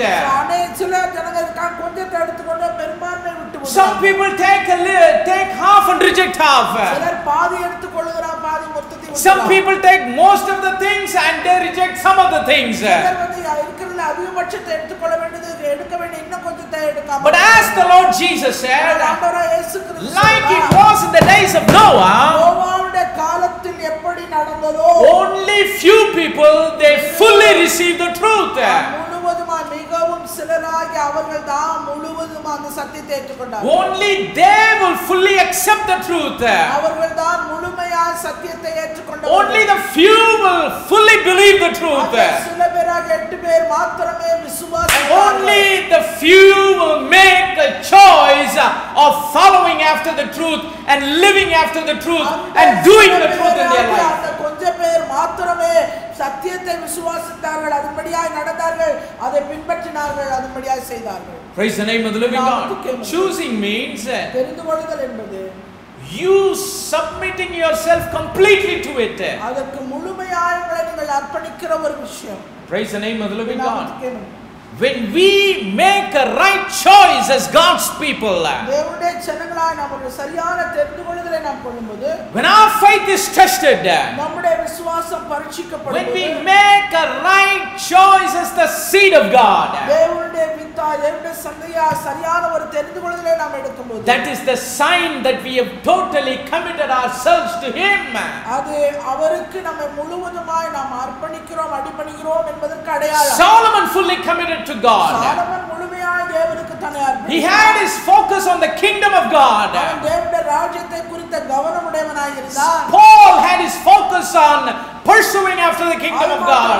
பவுலப்போஸ்தலன் தேவனுடைய ராஜ்யத்தை குறித்த ஒரு கவனமுள்ளவனாய், because if he would have departed, it would have been selfish part on him. அப்படியே அவன் தேகத்தை விட்டு பிரிந்திருந்தான், ஒரு சுயநலமுள்ளவனாய் அந்த அதிக நன்மை அவன் பெற்றவனாய். But he chose the kingdom of God first. ஆனால் அப்படி அல்லாமல் தேவனுடைய ராஜ்யத்தை பிரசங்கிக்க அவன் அந்த தேகத்திலே இங்கே கூடியிருந்தான். Because that was his priority. He was completely sold out, submitted to do what the kingdom demanded of him. முதலிருமையாய் இருந்தது தேவனுடைய ராஜ்யத்துக்கு தன்னை முழுவதுமாய் அர்ப்பணித்தவனாய் வார்த்தையை அவன் அறிவிக்கிறவனாய் காணப்பட்டான். Praise the name of the living God. What happened? என்ன நடந்தது? What is happening now? இப்போ என்ன நடக்குது? In these last days, இந்த கடைசி நாட்களிலே, no matter whatever test we have, எப்படிப்பட்டதான பரீட்சை நமக்கு இருந்தாலும், whatever choice test we have, like Solomon or Apostle Paul, சாலமோனை போல பவுலோஸ் போல தெரிந்து கொள்ளுதலிலே இருக்கிற பரீட்சை எவ்விதமாய் இருந்தாலும், there is already a clear cut choice test for each and every believer. நாம் ஒவ்வொரு விசுவாசிக்கும் ஒரு சரியான ஒரு தெளிவான தெரிந்து கொள்ளுதல் பரீட்சை உண்டு. What is the choice test? அந்த தெரிந்து கொள்ளுதல் பரீட்சை என்ன? To live by this truth இந்த சத்தியத்தின்படியாய் வாழ்வதா? in all totality. முழுமையாய். Praise the name of the living God. நாமத்துக்கே மகிமை. When the scripture talks about Noah, இங்கே நோவாவை பற்றி வேதவசனம் சொல்லும்போது, I believe let us go to the book of Genesis chapter number 6. ஆதியாகமம் 6வது அதிகாரத்துக்கு போவோம். Verse number 22. 6வது அதிகாரம் 22வது வசனம். He says, thus did Noah according to all that God commanded him, so did he.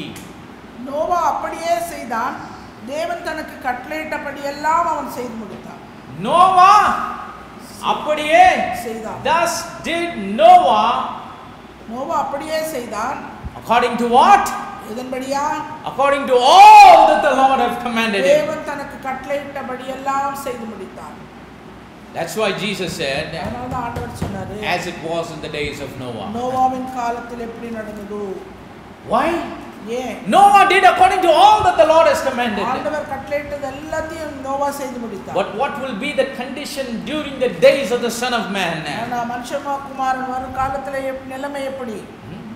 People can say, yes, I am doing as the Lord says. ஆண்டவர் சொல்கிறபடி நான் செய்கிறேன் என்று ஜனங்கள் But it's very important to ask whether we are doing according to all that the Lord has commanded. ஆண்டவர் நமக்கு கட்டளையிட்டபடி எல்லாம் நம்ம செய்கிறோமா என்று நம்மை குறித்தே நாம் கேள்வி கேட்க வேண்டும். Because during Noah's time, ஏனென்றால் நோவாவின் காலத்தில், when the scripture says as it was in the days of Noah, அந்த நோவாவின் காலத்தில் எப்படி நடந்ததோ, people think only about the flood and the destruction and the people that did not believe and those people that were destroyed in the floods. அந்த நோவாவின் காலத்தில் நடந்த அந்த வெள்ளம், ஜலத்தினால ஜனங்கள் அழிக்கப்பட்டது, அவங்க கீழ்ப்படியாம சத்தியத்தை ஏற்றுக்கொள்ளாம போனது, பேரழிவு வந்தது, இதுதான் அவங்களோட கவனத்துல உண்டு. This is what people focus on. இதுதான் ஜனங்க கவனத்துல வைத்து. Yes, we need to focus on that, but at the same time we need to focus on Noah and what was happening inside the ark. அது இந்த கவனத்துல கொண்டாது மட்டும் போதாது, நோவாவோடு கூட ரட்சிக்கப்பட்ட காக்கப்பட்ட அந்த உள்ளே பேழைக்குள்ள இருந்தவர்களுக்கு என்ன ஆனது? When the scripture says as it was in the days of Noah, we should not think only about what was happening outside the ark, but also what was happening inside the ark. நோவாவின் காலத்தை நாம் நினைக்கும் போது நோவாவின் பேழைக்கு வெளியே என்ன நடந்ததோ அதிலே நம்முடைய கவனம் வைத்திருந்தால் மாத்திரம் போதாது, அதே நேரம் பேழைக்குள்ளே என்ன நடக்கிறது என்பது நாம் கவனம் கொள்ள வேண்டும். Yes, in the time that we are living in, things are happening like it happened in the days of Noah. நாம் வாழ்ந்து கொண்டிருக்கிற இந்த காலத்திலே நோவாவின் காலத்தில் என்ன நடந்ததோ அதுதான் நடந்து கொண்டிருக்கிறது. Yes, death and destructions are happening on one side. மரணங்களும் அழிவுகளும் ஒரு பக்கம் கடந்து போய் கொண்டிருக்கிறது. Deception and people disbelieving the word of God and rejecting the truth is happening on one side. வஞ்சகம் நடைபெறுகிறது, தேவனுடைய வார்த்தையை விசுவாசிக்காத அவிசுவாசம் ஜனங்களுக்குள்ள வந்து அவர்கள் வஞ்சிக்கப்படுகிறார்கள். But at the same time, அதே நேரத்தில் like there was grace inside the ark of Noah, எப்படி நோவாவுடைய பேழைக்குள்ள கிருபை இருந்ததோ, like there was truth inside the ark of Noah, நோவாவின் பேழைக்குள்ள சத்தியம், like there was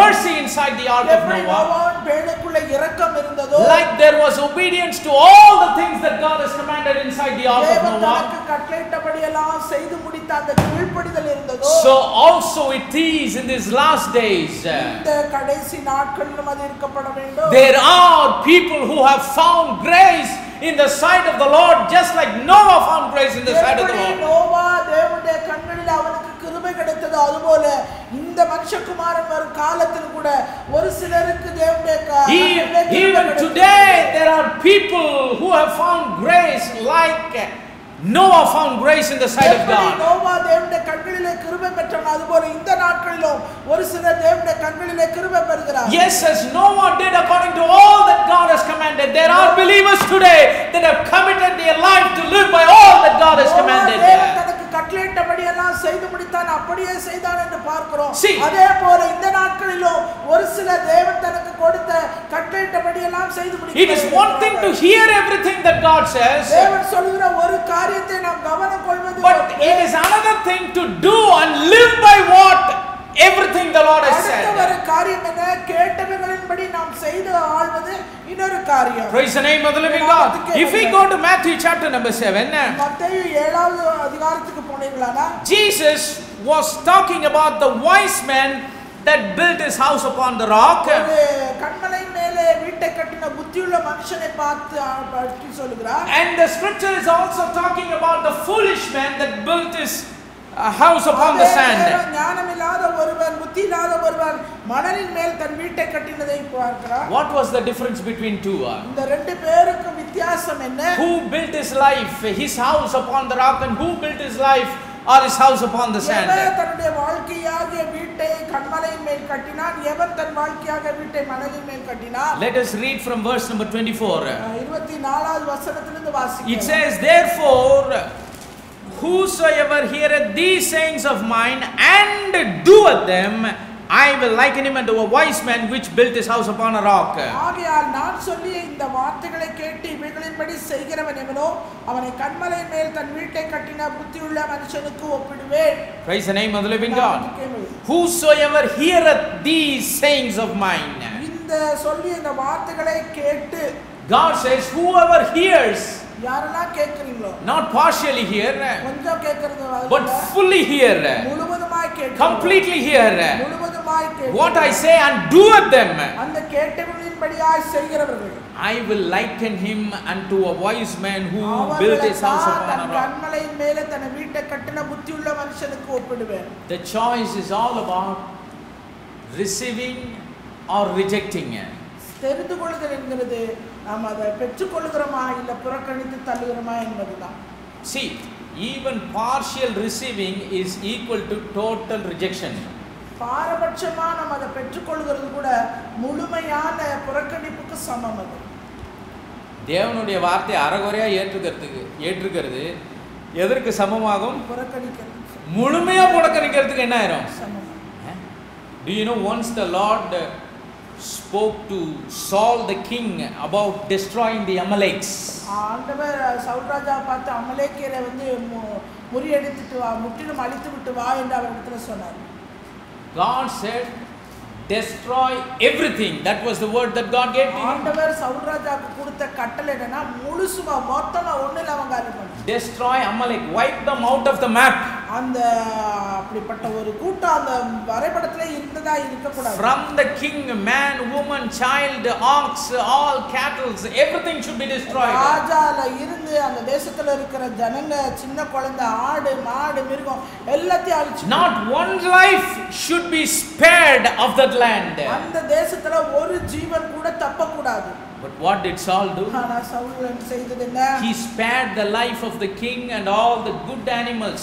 ராஜாவையும் நல்ல மிருகங்களையும் அவன் தப்ப விட்டான். And the Lord sent his prophet to convict him of his wrongdoing. அவன் செய்த தவறை அவனுக்கு அறிவிக்கும்படியாய் தேவன் தீர்க்கதரிசியார். The Lord sent his prophet to convict him that he did not completely, fully, totally carry out the commandment that he gave him. ஆண்டவர் அவனுக்கு கொடுத்த கட்டளை முழுமையும் அவன் செய்யாதபடி அதில் தவறி போனான் என்பதை அவனுக்கு தெரியப்படுத்துவதற்காக தேவன் தம்முடைய தீர்க்கதரிசியை அவனுக்கு நேராக அனுப்பினார். What happened? என்ன நடந்தது? He did not accept it. அதை ஒத்துக்கல. But what did the Lord do? ஆண்டவர் செஞ்சது என்ன? Disobedience is as the sin of a witchcraft. கீழ்ப்படியாமை பாவம் வந்து Rebellion is like as the sin of idolatry, the Lord said. ஆண்டவர் சொல்றார், ரெண்டகம் பண்ணுதல் பிலிசூனிய பாவத்துக்கும் முரட்டாட்டம் பண்ணுதல் அவபக்திக்கு விக்கிரக ஆராதனைக்கு சரியாய். In other words, the Lord was saying, what is the problem with you to fully accept what I am saying? நான் முழுசுமா சொன்னதை செய்ய முடியாதபடிக்கு உனக்கு என்ன பிரச்சனை? See, he heard it but he didn't carry it out. அத முழுசுமா கேட்டவன் முழுமையா செய்ய தவறி. But later when the Lord was asking for his responsibility, he was there dodging, failing to accept his wrongdoing. ஆண்டவர் அவன் அதை குறித்து கேள்வி கேட்டு அவனிடத்துல பேசுறபோது அவன் ஜனங்கள் மீது மற்ற காரியங்களை குறை சொல்லி குற்றம் சொல்லி போக்கு சொல்லி தப்பி போகிறான். When God said destroy everyone, what is the problem with him? எல்லாத்தையும் அழிச்சு போடுனா இவனுக்கு ஏன் பிரச்சனை? The Lord took the decision long before, during the days of the children of Israel. இஸ்ரவேல் ஜனங்க இருக்கும்போதே அவர் எடுத்த தீர்மானம் இது. It was in that day he already made up his mind to destroy all these people, Amaleks. இந்த அமலேக்கியர் என்கிறவர்கள் ஒருவர் கூட பூமியில இருக்க கூடாது என்று தேவனாலே தீர்மானிக்கப்பட்டது பல So what decision he took hundreds of years before, now he wanted to execute it. 100 வருடங்களுக்கு முன்பாக எடுக்கப்பட்ட அந்த தீர்மானத்தை செய்யும்படியாய் சவுல் ராஜாவிடம் ஆண்டவர் சொன்னார். But he was saying, oh Lord, this is not I didn't do, the people did it. அந்த வந்து கேட்ட உடனே ஏன்பா தப்ப விட்ட அப்படினா அது கர்த்தருக்கு பலியிட ஜனங்க விட்டாங்க. He said, oh Lord, these animals, they are very good quality animals, Lord. தரமான மிருக ஜீவன்கள். It is for sacrifice to you. இது உமக்கு பலியிடுவதற்காக. See, he is thinking foolish. He is taking something that God has cursed and he wants to offer that as a sacrifice to God. ஆண்டவர் சபித்து நிக்கிரகம் பண்ண சொன்ன ஒரு காரியத்தை ஆண்டவருக்கே பலி செலுத்த நினைத்தவன்.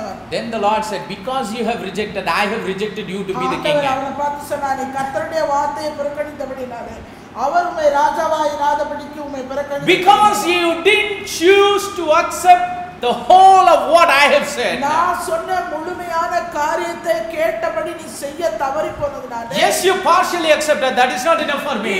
ஒரு பாரபட்சமா கொஞ்ச காரியத்தை ஏற்றுக்கொண்டு அதன்படி செஞ்சிருக்கிற. So the days in which we are living today is the days like it was in the days of Noah. நாம் வாழ்ந்து கொண்டிருக்கிற இந்த காலமும் நோவாவுடைய காலத்தை போன்ற காலமாய் இருக்கு. Either we accept and do according to all that the Lord has commanded. ஆண்டவர் நமக்கு கட்டளையிட்டு சொல்லுகிற எல்லாவற்றின்படி நாம் செய்கிறோமா? We have to commit our life and submit our life to everything that God has said. தேவன் சொல்லுகிற எல்லா காரியத்துக்கும் நம்முடைய வாழ்க்கையை முழுவதுமாய் நாம் அர்ப்பணித்து அதன்படியாய் நாம் வாழ்கிறோமா? Or we reject it. இல்ல நாம புறக்கணித்து. Partial rejection is equal to total rejection. அந்த பாரபட்சமான புறக்கணிப்பு முழுமையான புறக்கணிப்புக்கு சமானம். Noah accepted the word and did according to all that the Lord has commanded. Noah தேவன் தனக்கு கட்டளையிட்டபடி எல்லாம் அவன் செய்து முடித்தான். That is why Noah found grace in the sight of God. அதனால நோவாவுக்கு தேவனுடைய கண்களிலே கிருபை If கிடைத்தது. we need to find grace in the sight of God, தேவனுடைய பார்வையிலே கிருபை கிடைக்க வேண்டுமானால் we have to make the right choice. நாம் சரியான ஒரு தெரிந்து கொள்ளுதலை செய்ய வேண்டும். When our faith is put into trial, நம்முடைய விசுவாசமானது பரீட்சைக்கு we need to commit our lives to live by every word that proceeds out of the mouth of God. தேவனுடைய ஒவ்வொரு வார்த்தையின்படியாய் பிழைக்க நம்மை நாம் When we அர்ப்பணிக்க வேண்டும். totally choose to live by what God alone says, தேவன் சொன்ன வார்த்தை முழுமைக்குமாய் நம்மை நாமே அர்ப்பணித்து அதன்படி that's the time we find perfect grace in the sight of God. மாத்திரமே தேவனுடைய பார்வையிலே ஒரு பூரணமான கிருபை. As there is chaos and confusion that is hovering around all over the world, இந்த உலகத்தை நம்மை சுற்றி பலவிதமான குழப்பமான காரியங்களோ கேடான காரியங்கள் நடந்து if we as the seed of God needs to find grace in the sight of God, அவருடைய வித்தாய் இருப்பவனால் அவருடைய கண்களிலே நமக்கு கிருபை. choose to hear all what God says and live by all He says. எல்லா காரியத்தையும் கேட்டால் மாத்திரம் போதாது, அது முழுமையுமாய் நாம் செய்ய வேண்டும். We are not the people who are destined to be destroyed outside the ark. இந்த பேழைக்கு வெளியே அழிக்கப்பட்ட அந்த ஜனங்களை போல நாம் அதற்காக We are people who are destined to be in safety and in the grace inside the ark of Christ. அந்த பேழைக்குள்ளே வரவழைக்கப்பட்டவர்களாய் பாதுகாப்பானவர்களாய் தேவனுடைய கண்களிலே கிருபை பெற்றவர்களாய் நாம் அழைக்கப்பட்டோம். Whosoever heareth these sayings of mine, யாரெல்லாம் கேள்விப்படுகிறீர்களோ காரியங்களை not only hear but doeth them. கேட்டா மாத்திரம் போதாது, அதன்படியாய் The Lord says, I will liken him unto a wise man which built his house upon the rock. கண்மலையின் மேலே வீட்டை கட்டின புத்தியுள்ள மனுஷனுக்கு. And when that happens, the rain descended. When the rain descended, அப்படி அவர் கட்டின உடனே பெருமழை வந்தது. when the floods came, வெள்ளம் வந்தது. when the winds blew காற்று அது மேல் வீசியது. and beat upon that house, அந்த வீட்டின் மேலே மோதி அடித்தது. it fell not, for it was founded upon a rock. முற்றிலுமாய் விழுந்து விடல, அது நிலைத்து நின்றது. People who choose to live by every word. ஒவ்வொரு வார்த்தையின்படியாய் பிழைக்கிற ஜனங்கள். Jesus told the children of Israel, ஆண்டவர் இஸ்ரவேல் புத்திரரை பார்த்து சொன்னது, keeping before you life and death, உனக்கு முன்னாடி ஜீவனையும் மரணத்தையும் வைக்கிறார், blessing and cursing, ஆசீர்வாதத்தையும் சாபத்தையும் வைக்கிறார், good and evil. நன்மையும் தீமையும் உனக்கு முன்பாய் வைக்கிறார். Choose life. ஜீவனை தெரிந்து கொள். How can you choose life? எப்படி நீ தெரிந்து கொள்வாய்? When you seek first the kingdom of God and His முதலாவது righteousness. தேவனையும் அவருடைய ராஜ்யத்தின் நீதியும் தேடுங்கள். When you have committed to live your life by every word that proceeds out of the mouth of God. வாயிலிருந்து புறப்பட்டு வருகிற ஒவ்வொரு வார்த்தையின்படியா நீ வாழும். And then the scripture says in Matthew 7:26, அதன்பாக மத்தேயு 7:26 விதமாய் சொல்லப்பட்டிருக்கிறது. He says, and everyone that heareth these sayings of mine and doeth them not. நாம் சொல்லி இந்த வார்த்தைகளை கேட்டு இவைகளின்படி செய்யாதிருக்கிறவன் எவனோ. See, even those that don't do, they hear everything. அந்த செய்யாதவன் கூட எல்லா வார்த்தையும் கேட்டிருக்கிறாங்க. The wise and the foolish, they all hear the word. ஞானமுள்ளவன் ஞானமில்லாதவன் புத்தியுள்ளவன் புத்தியில்லாதவன் எல்லாரும் கேட்டிருக்கிறாங்க. God is not the kind of person where He wants to convey only to those who thinks He would do. யாரு செய்வா அப்படிங்கறவங்களுக்கு மாத்திரம் ஆண்டவர் தம்முடைய வார்த்தையை தெரிவிக்கல அறிவிக்கல. That is why when the sower went forth to sow, he was sowing on 4 different types of ground. அதனால தான் விதைக்கிறவனுடைய உண்மையில பார்க்கறோம், அவன் விதையை எடுத்துக்கொண்டு விதைக்கும் போது 4 வித்தியாசப்பட்ட இடங்களிலே அவன் விதைக்கிறான். He did not choose which one is the good ground and then நல்ல நிலம்னு பார்த்து அங்க பார்த்து விதையை போடல. See, he is God Almighty. He knows what is a good heart. சர்வ வல்லமையுள்ள தேவனுக்கு நன்றாக தெரியும் எது நல்ல இருதயம் என்று. Which is a good sound soil, healthy soil. எது ஆரோக்கியமுள்ள ஒரு மண் நிலம் என்பது ஆண்டவருக்கு நன்றாக தெரியும். He knows the end from the beginning. Our ஆதியிலிருந்து அந்தத்தை காணக்கூடியவர். He knows which kind of ground will yield its fruit. எப்படிப்பட்டதான நிலமானது கனியை பலனை கொடுக்கும் என்பது ஆண்டவர் அறிவார். That's why he never chooses only that good ground and sows his seed. அப்படி நல்ல நிலமா பார்த்து ஆண்டவர் ஒவ்வொருவரையா தேர்ந்தெடுக்கலங்க. As he started his journey, he started sowing. He blindly ஆரம்பித்தவன அந்த வழியை எங்கெல்லாம் எப்படி விதைக்க முடியுமோ where all he went, he sowed. எங்க போனாலும் அந்த இடமெல்லாம் Everywhere and anywhere. எங்கெல்லாம் போனாலும் அந்த இடமெல்லாம் விதைத்துக் கொண்டு. But sadly, the ground was different. ஆனா வருத்தமான ஒரு காரியம் அது விழுந்த இடங்கள் இந்த நிலங்கள் 4 different types. 4 வித்தியாசப்பட்ட நிலம். Wayside, stony, thorny, good ground. வழியருகே கற்பாறை நிலம், முள்ளுள்ள நிலம். Sadly, the 3 portions of 3 different types of ground, 3 வித்தியாசப்பட்ட நிலங்கள், which means 75%, 75% no result, ஒரு பலனும் இல்ல. Why? The problem is not with the seed. பிரச்சனை வந்து விதைக்கப்பட்ட வித்துல இல்ல. The problem is not with the sower. அத விதைக்கிறவனிடம் பிரச்சனை இல்ல. With the ground the problem was. பிரச்சனை நிலத்துல இருந்துதான். Praise the name of the living God. See, the sower's job is only to sow. அந்த விதைக்கிறவனுடைய வேலை விதைக்கிறது மாத்திரம்தான். விதைக்கிறவன் அப்படினால என்னது? அவன் வேலை என்னதான்? விதைக்கிறதுதான். போய் டிராக்டர் வச்சு நிலத்தை ரெடி பண்ற வேலை கிடையாது. The job of a sower is not to till the ground or plow the ground. அந்த விதைக்கிறவனுடைய வேலை நிலத்தை உழுது சப்பனிடுகிற காரியம் அல்ல. He sows with the hope that the ground is ready already. அவன் நம்பிக்கையோடு நிலம் ஆயத்தமா இருக்கிறது என்று சொல்லி விதைக்கப்படுறான். எல்லாம் ஆயத்தமா இருக்குன்னு என்ன பண்றாரு? அவர் விதைச்சிட்டே he sows. Our விதைக்கிறார். The scripture never says, listen to me carefully, he never buries the seed. அவர் விதையை புதைக்கலங்க. விதைக்கிறவர் விதையை என்ன பண்ணல? புதைக்கல, விதைக்கிறாரு. அதாவது அப்படியே நடந்து போறாரு. கையில என்ன பண்ணிருக்காரு? ஒரு பையில விதை வச்சிட்டு he's having a bag of seeds in his hand, and as he was walking he was sowing. தன்னுடைய கரத்திலே ஒரு பையிலே நிறைய விதைகளை வைத்திருக்கிறார். அந்த வித்துக்கள் எல்லாம் அப்படியே வந்த வழி போட்டு போய் கொண்டே இருக்கிறார். He did not dig a hole and he puts it and then closes it. He never does all of that. ஒவ்வொரு இடத்துலயும் போய் பள்ளம் தோண்டி அதை புதைச்சு வச்சுட்டு போல. எப்பயுமே நிலம் நல்லா இருந்தா, நிலம் உழுது ரெடியா இருந்தா, அப்படி தூவுனால என்ன வந்துரும்?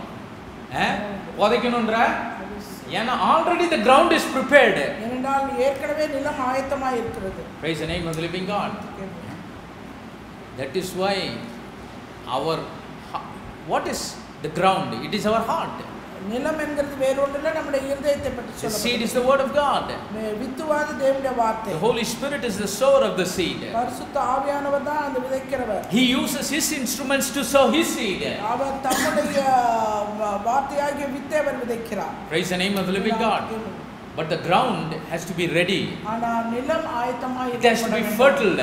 அது வந்து உரமிடப்பட்டதா இருக்க வேண்டும். It should already be tilled and plowed. அது பண்படுத்தப்பட்டு உழப்பட்டு இருக்கப்பட வேண்டும். David sings in Psalm number 51. சங்கீதக்காரன் 51 சங்கீதத்திலே விதமாய் What did he say? A broken and a contrite heart, Lord, thou wilt not despise. நறுங்குண்டதுமான இருதயத்தை நீர் புறக்கணியி. உழப்பட்ட இருதயம், நொறுக்கப்பட்ட நிலம். ஆயத்தமா உழப்பட்ட நிலம் எப்படி இருக்குது? உடைக்கப்பட்டது. A ground that is broken is a plowed ground. அந்த பிளவுபடுத்தப்பட்ட அந்த நிலமானது அது உழுவப்பட்டது. Ready to receive the seed. விதையை ஏற்றுக்கொள்ள it will take that seed, it will grow and it will yield its fruit. அது விதையை ஏற்றுக்கொண்டு அதனுடைய வளர்ச்சி அடைந்து அது கனியை கொடுக்க ஆயத்தமாக இருக்கிறது. Here in verse number 26. 26ஆம் வசனம். Everyone that heareth these sayings of mine and doeth them not shall be likened unto a foolish man which built his house upon the sand, and the rain descended and the floods came and the winds blew and beat upon the house, and it fell, and great was the fall of it. நான் சொல்லி இந்த வார்த்தைகளை கேட்டு இவைகளின்படி செய்யாதிருக்கிறவன் எவனோ அவன் தன் வீட்டை மணலின் மேல் கட்டின புத்தி இல்லாத மனுஷனுக்கு ஒப்பிடப்படுவான்.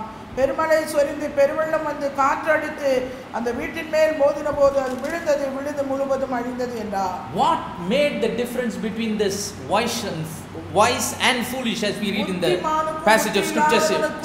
சொல்லப்பட்ட அந்த வேதவசனத்திலே என்ன வித்தியாசம்? It's not about hearing the word or not hearing the word. தேவனுடைய வார்த்தையை கேட்கிறதுல இந்த ஒரு பிரச்சனை. God spoke his word to everyone. தேவன் தம்முடைய வார்த்தையை எல்லாருக்குமாய் பேசுகிறார். The scripture also confirmed that both of these groups of people, they heard the word. புத்தியுள்ள கூட்டமும் சரி புத்தியில்லாத கூட்டம் ரெண்டுமே வேதவசனத்தை கேட்டவர்கள். But the difference was, ஆனால் வித்தியாசம் என்னவென்றால், one chose to live by it and the other chose not to live by it. புத்தியுள்ள கூட்டம் கேட்ட வார்த்தைகளின்படியாய் செய்து வாழும்படியாய் தெரிந்து கொண்டார்கள். இந்த புத்தியில்லாத கூட்டம் கேட்ட வசனத்தின்படி வாழ அவர்கள் தெரிந்து கொள்ளவில்லை. Doing not doing, it makes the difference between the wise and the foolish. செய்யறதோ செய்யாதிருந்ததுமானதான் ஒரு வித்தியாசம். Not hearing and not hearing, but doing and not doing. அவங்க கேட்டது கேட்கலன்றது இல்ல, கேட்டார்கள் செய்யறதுல தான் அவர்களுக்குள்ள வித்தியாசம். Because God spoke to them all, they heard everything the Lord has said. தேவன் எல்லாரிடத்திலும் பேசினார், எல்லாரும் கேட்டார்கள். But when the time came to do or to live by what God said, ஆண்டவர் சொன்ன வார்த்தையின்படியாய் வாழ வேண்டிய அந்த நேரம் வந்தபோது, to live by what they had heard from God, தேவனிடத்திலிருந்து கேட்டதின்படியாய் அவர்கள் வாழ நேர்ந்தபோது, only the wise they did it. அப்ப புத்தி உள்ளவர்கள் மாத்திரமே அதை செய்தார்கள். The foolish they didn't do it. புத்தி இல்லாதவர்கள் அதை செய்யல. That's why Jesus said, அதனால தான் ஆண்டவராகிய இயேசு in சொன்னார், the parable of 10 virgins, அந்த 10 கன்னிகைகளின் உவமையை பற்றி சொல்லும்போது, 5 were wise and the other 5 were foolish. 5 பேர் புத்தி உள்ளவர்கள், 5 பேர் புத்தி இல்லாதவர்கள். That's why the scripture says that only 5 wise had oil in their lamps. அதனால தான் புத்தி உள்ள ஸ்திரீகள் விளக்கோடு கூட தங்களிடத்துல எண்ணெயும் வைத்திருந்தார்கள். When the bridegroom tarried. மணவாளன் வருகிற போது. But the foolish, ஆனால் புத்தி இல்லாதவர்கள், they didn't have oil in their lamps. அவர்களுடைய விளக்குகளிலே தீவட்டிகளிலே எண்ணெய் கிடையாது. Praise the name of the living God. Because of that, what happened? அதனால நடந்தது என்ன? The wise, they lived by what God said. ஆண்டவர் புத்தியுள்ளவர்கள் என்ன சொன்னார்களோ, ஆண்டவர் சொன்னபடியாய் புத்தியுள்ளவர்கள் வாழ்ந்தார்கள். The foolish, they heard it, they knew it, but they did not live by what. புத்தியுள்ளவர்கள் கேட்டார்கள், அறிந்தார்கள், ஆனால் அதன்படியாய் அவர்கள் வாழவில்லை. It's a great choice that believers need to make in these last days. இந்த கடைசி நாட்களிலே விசுவாசிகளாகிய ஒவ்வொருவரும் அவர்களுக்கு முன்பாய் வைக்கப்பட்டிருக்கிற ஒரு பெரிதான தெரிந்து கொள்ளுதல் அவர்களுக்கு உண்டாயிருக்கிறது. Either to live by all that God says, ஆண்டவர் சொல்லுகிற எல்லாவற்றின்படியாய் வாழ்வதா, or not live by all that what God says. இல்ல ஆண்டவர் சொன்ன எல்லாவற்றின்படி வாழ முடியாததா. That's the choice we need to make. நாம் தெரிந்து கொள்ள வேண்டிய தெரிந்து கொள்ளல் அதுதான். Paul said, I can live any way I want. நான் எப்படி வேணாலும் நான் என்னால வாழ முடியும். Pavul Let's go to 1 Corinthians chapter number 6 and verse number 12. 1 கொரிந்தியர் 6:12. He said, all things are lawful unto me, எல்லாவற்றையும் அனுபவிக்க எனக்கு அதிகாரம் உண்டு. but all things are not expedient. ஆகிலும் எல்லாம் தகுதியாயிராது.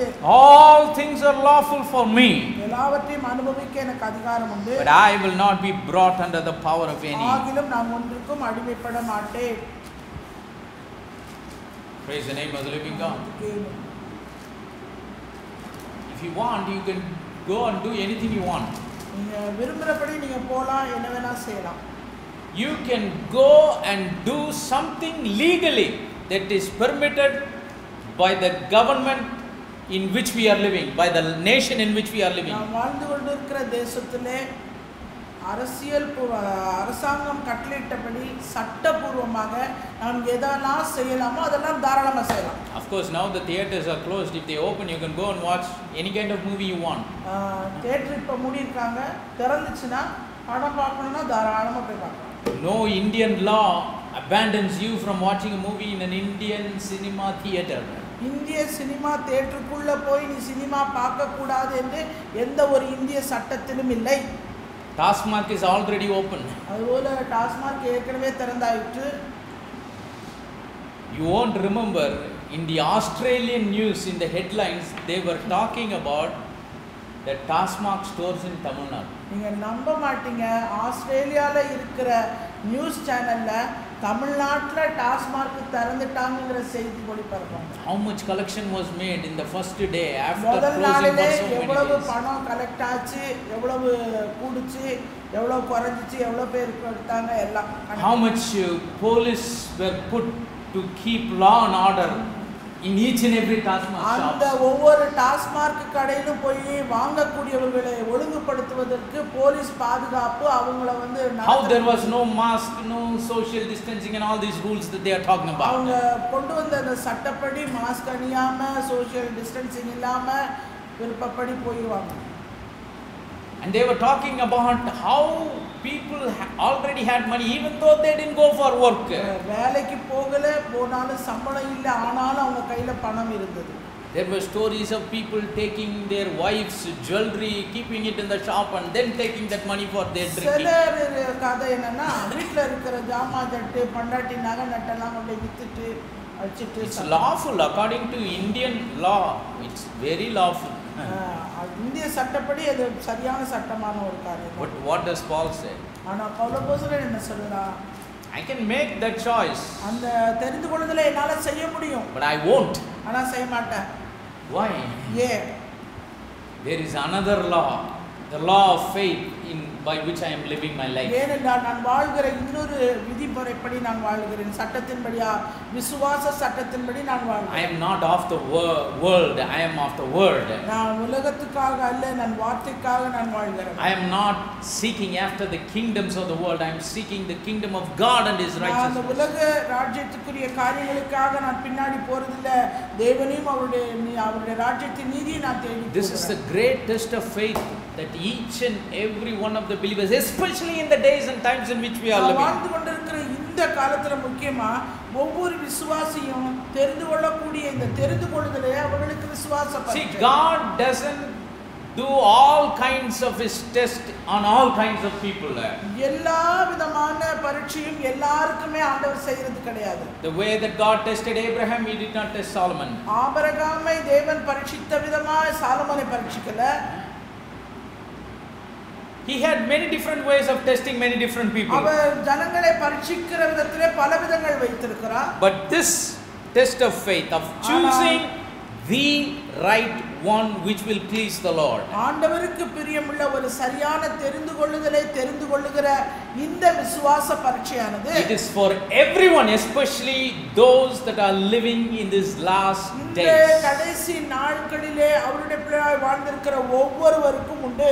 When we keep him first, முதலாவது நாம் அவரை வைத்து, when we seek God first, seek his தேவனை kingdom முதலாவது first, தேடி அவருடைய ராஜ்யத்தை நீதியை தேடி, when we honor his word first, அவருடைய வார்த்தையை முதலாவது நாம் கனப்படுத்தி, we will make the right choice. நாம் சரியான தெரிந்து கொள்ளுதலை செய்ய முடியும். That can happen if we are committed our life to live by every word like Noah did in his time. Noah தன்னுடைய காலத்திலே அவன் வாழ்ந்தபோது தேவன் தனக்கு கட்டளையிட்டபடியெல்லாம் செய்தது போல இந்த கடைசி நாட்களிலே வாழ்கிற நாம் தேவன் நமக்கு கட்டளையிட்டிருக்கிற எல்லாவற்றின்படி செய்யும்போது மாத்திரமே சாத்தியப்படுகிறது. Those who make the right choice, they are wise.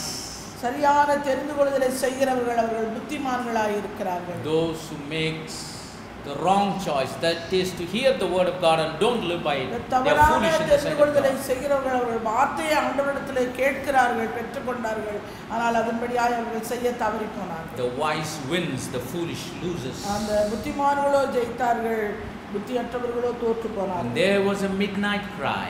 ஒரு மதிய ஒரு இரவு ஒரு நடுராத்திரியில ஒரு சத்தம் உண்டாகும். Only the wise, they were received by the bridegroom. அந்த மணவாளனாலே அந்த மணவாட்டிகளாகி இருக்க புத்திமான்கள் மாத்திரமே ஏற்றுக்கொள்ளப்பட்டார்கள். Because only the wise had oil in their lamps. ஏனென்றால் அந்த புத்தியுள்ள கன்னிகள் மாத்திரமே தீவட்டிகளோடு எண்ணெயும் வைத்திருந்தார்கள். The wise, they not only heard what God said, but they lived by what God said. அந்த புத்தியுள்ள கன்னிகள் ஆண்டவர் என்ன சொன்னார் என்பதை அவர்கள் கேட்டது மாத்திரமல்ல, அதன்படியாய் அவர்கள் செய்தவர்கள், following after him, அவருக்கு பின்பாக அவர் கடந்து வந்தார்கள்.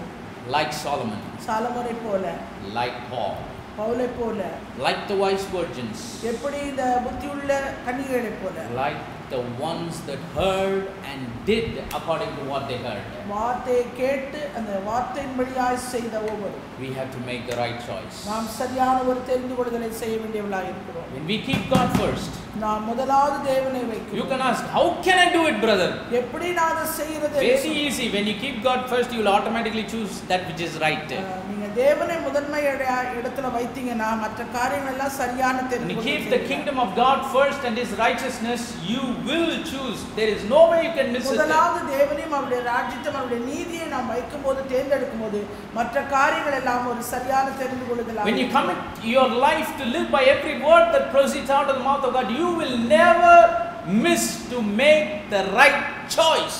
அவருடைய வாயிலிருந்து புறப்படுகிற ஒவ்வொரு வார்த்தையினாலும் பிழைப்பேன் என்கிற அந்த நம்பிக்கையில அந்த வார்த்தையின்படியாய் வாழும்போது சரியான தெரிந்து கொள்ளுதலை தவறுவது என்பது சாத்தியமே இல்லை. God's seed will not fail. தேவனுடைய வித்தாய் இருக்கிற தேவனுடைய சந்ததியாய் இருக்கிற ஒரு காலம் அப்படி Because they are committed to live by every word that proceeds out of the அவருடைய mouth of வாயிலிருந்து God. புறப்படுகிற ஒவ்வொரு வார்த்தையினாலும் பிழைக்கும்படியாய் தன்னை முழுமையாய் அர்ப்பணித்தவர். They will not fail in this test. அவர்கள் இந்த விசுவாச பரீட்சையிலே தோற்று போக மாட்டார்கள். Solomon. Why do you think Solomon, after he received that knowledge, this understanding from God, failed in his personal life? ஆனா சாலமன் பாருங்க இந்த ஒரு ஞானத்தை ஆண்டவரிடத்திலிருந்து அவன் பெற்றுக்கொண்ட பிறகு தனக்குள்ளே கொண்ட பின்பு அவனுடைய வாழ்க்கையில பின்னான காலத்துல personal life, தன்னுடைய தனிப்பட்ட வாழ்க்கையில அவன் தோற்று போனவனாக. In the kingdom he was shining. ராஜ்யத்துல அவன் வந்து ரொம்ப எல்லாருக்கும் முன்னாடி He was a shining star. His name and his fame went around everywhere at that time. அவன் வாழ்ந்து அவன் அரசாட்சி செய்த அந்த காலத்திலே அவனுடைய பேர் அவன் புகழ் எங்கும் பரம்பிருந்தது, கீர்த்தியாய். But in his personal life he displeased the Lord. ஆனா அவன் தன்னுடைய தனிப்பட்ட வாழ்க்கையில அவன் தேவனுக்கு பிரியமற்றவனாய் காணப்பட்டான். He had connection with many strange women which tried to turn away his heart from following the Lord. ஆண்டவரை விட்டு அவருடைய இருதயத்தை திரும்ப செய்கிற அளவுக்கு பிரஜாதிகளுடைய பெண்களை அநேகரை அவன் சிநேகமாயிருந்தான். We need to understand. நல்லா புரிந்து கொள்ளணும். According to this Bible, இந்த வேதவசனத்தின்படி there is a wisdom that is greater than the wisdom of Solomon. சாலமோனுடைய ஞானத்தை காட்டிலும் அதிக ஞானம் உள்ள ஒருவர் இருக்கிறார். What is that wisdom? அந்த ஞானம் எது? Jesus said, a greater than Solomon is here. சாலமோனிலும் பெரியவர் இங்கே இருக்கிறார் என்று சொன்னார். That is the wisdom of God himself. அது தேவனுடைய ஞானம் மாத்திரமே. Only that wisdom அந்த ஞானம் மாத்திரமே will not only help us to discern others, but it will also help us to discern our own மற்றவர்களை lives. குறித்து நியாயம் விசாரிக்க பகுத்தறிய நமக்கு உதவுவது மாத்திரமல்ல, நம்முடைய வாழ்க்கை நம்முடைய நிலைமை என்னதென்று நாம் நிதானிக்க பகுத்தறிய உதவும். Solomon asked for wisdom to discern others, the people in the kingdom. Solomon ஆண்டவரிடத்தில் கேட்ட ஞானம் என்னன்னா, ராஜ்யத்தில் இருக்கிற ஜனங்களை வகையறுக்கவும் அவர்களை நியாயம் விசாரிக்கவும். Only to discern other people but not himself. கண்ணை குறித்தல்ல.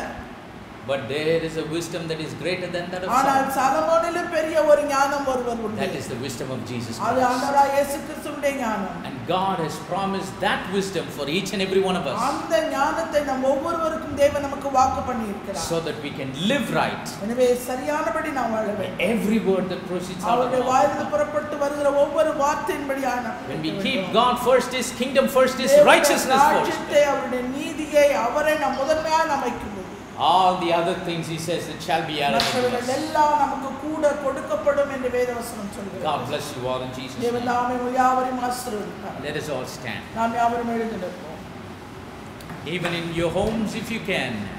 உங்களுடைய வீடுகளில் இருக்கிறவர்கள் கூட நீங்கள் எழுந்து நிற்கலாம். Let us lift up our hands and lift up our hearts. நம்முடைய கரங்களை நம்முடைய இருதயத்தை ஆண்டவருக்கு நேராக நாம் எழுப்போம். Thank God for these words of life. இந்த ஜீவனுள்ள தேவனுடைய வார்த்தைக்கு நாம் நன்றி செலுத்துவோம்.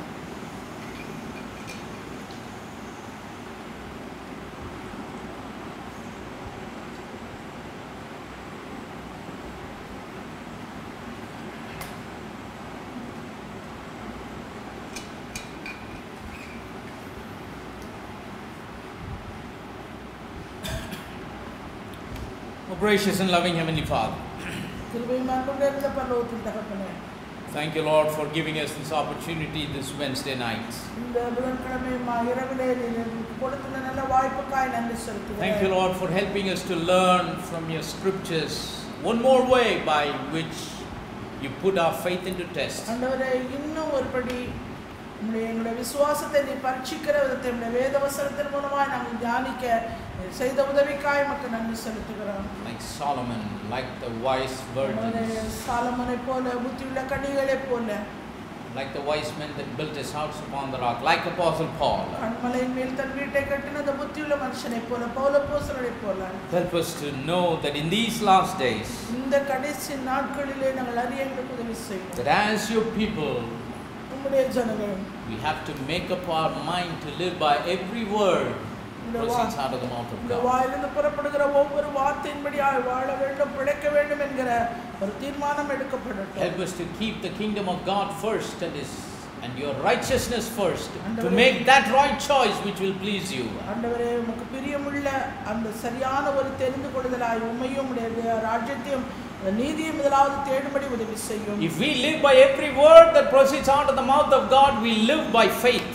ஆண்டவரே, உம்முடைய வாயிலிருந்து புறப்படுகிற ஒவ்வொரு வார்த்தையினால நாங்கள் பிழைக்கிறவர்களாய் இருந்தால் நாங்கள் விசுவாசத்தின்படி பிழைக்கிறவர்களாய் இருப்போம் ஐயா. And the scripture says, without faith it is impossible to please God. உம்முடைய வேத வசனத்திலே சொல்லியிருக்கிறபடி விசுவாசம் இல்லாமல் தேவனுக்கு பிரியமாய் இருப்பது கூடாத காரியம். Each and every way that we walk on this earth, இந்த பூமியிலே நாங்கள் நடந்து செல்லுகிற ஒவ்வொரு நடையிலும், even when our faith is put into test and trial, எங்களுடைய விசுவாசமானது பரீட்சையிலும் சோதனைக்குள்ளும் கடந்து போகும். even when we are in the valley of decision, ஆண்டவரே, நாங்கள் எடுக்கிற அந்த பள்ளத்தாக்கான அந்த தீர்மானத்தின் even when we are on the crossroads of our life, எங்களுடைய வாழ்க்கையிலே நாங்கள் தெரிந்து கொள்ளுதலை செய்ய முடியாமல் இருக்கிற குறுக்கு வழியிலே, help us to make the right choice like Solomon did, like Paul did in their days and time. அந்த காலத்திலே அவர்கள் வாழ்ந்த நாட்களிலே சாலமோனும் பவுலும் எடுத்த அந்த தீர்மானத்தின்படியாக சரியான ஒரு தெரிந்து கொள்ளுதலை எடுக்க எங்களுக்கு உதவி God, செய்யும். we are living in a time where we need to make a decision, either to commit our lives to live by every word or otherwise. ஆண்டவரே, நாங்கள் வாழ்ந்து கொண்டிருக்கிற இந்த காலம் ஆண்டவரே, எங்களுடைய வாழ்க்கையில நாங்கள் எடுக்க வேண்டிய ஒரு சரியான தெரிந்து கொள்ளுதல் தீர்மானத்திற்குள்ளே நாங்கள் இருக்கிறோம். உம்முடைய வார்த்தையின் எல்லாவற்றின்படியாக நாங்கள் வாழ்வதா இல்லையா என்று சொல்லி நாங்கள் எடுக்க வேண்டிய நிலையில் இருக்கிறோம். As the times in which we are living is as the days of Noah. நோவாவுடைய காலத்தில் இருந்தது போல நாங்கள் வாழ்கிற இந்த காலத்திலும் இருக்கிறது. Help us to make the choice like Noah did, and hear and do according to all that you ask of us, and find grace in your sight. ஆண்டவரே, நோவா செய்தது போல நீர் அவருக்கு கட்டளையிட்டபடியெல்லாம் அவன் செய்து உம்முடைய கண்களில் அவருக்கு கிருபை கிடைத்தது போல தேவரீர் எங்களுக்கும் உம்முடைய கண்களிலே கிருபை கிடைக்கும்படியா உம்முடைய வார்த்தையின்படியெல்லாம் செய்ய எங்களுக்கு நீர் உதவி செய்யும். Bless every people that joined us today and also in this broadcast. ஆண்டவரே, இந்த மீடியா மூலமாக கவனித்து வருகிற ஒவ்வொருவரையும் நீர் ஆசீர்வதியும். Grant to them their heart's desire. அவர்கள் இருதயத்தின் வாஞ்சையை அவர்களுக்கு நிறைவேற்றி தாரும்.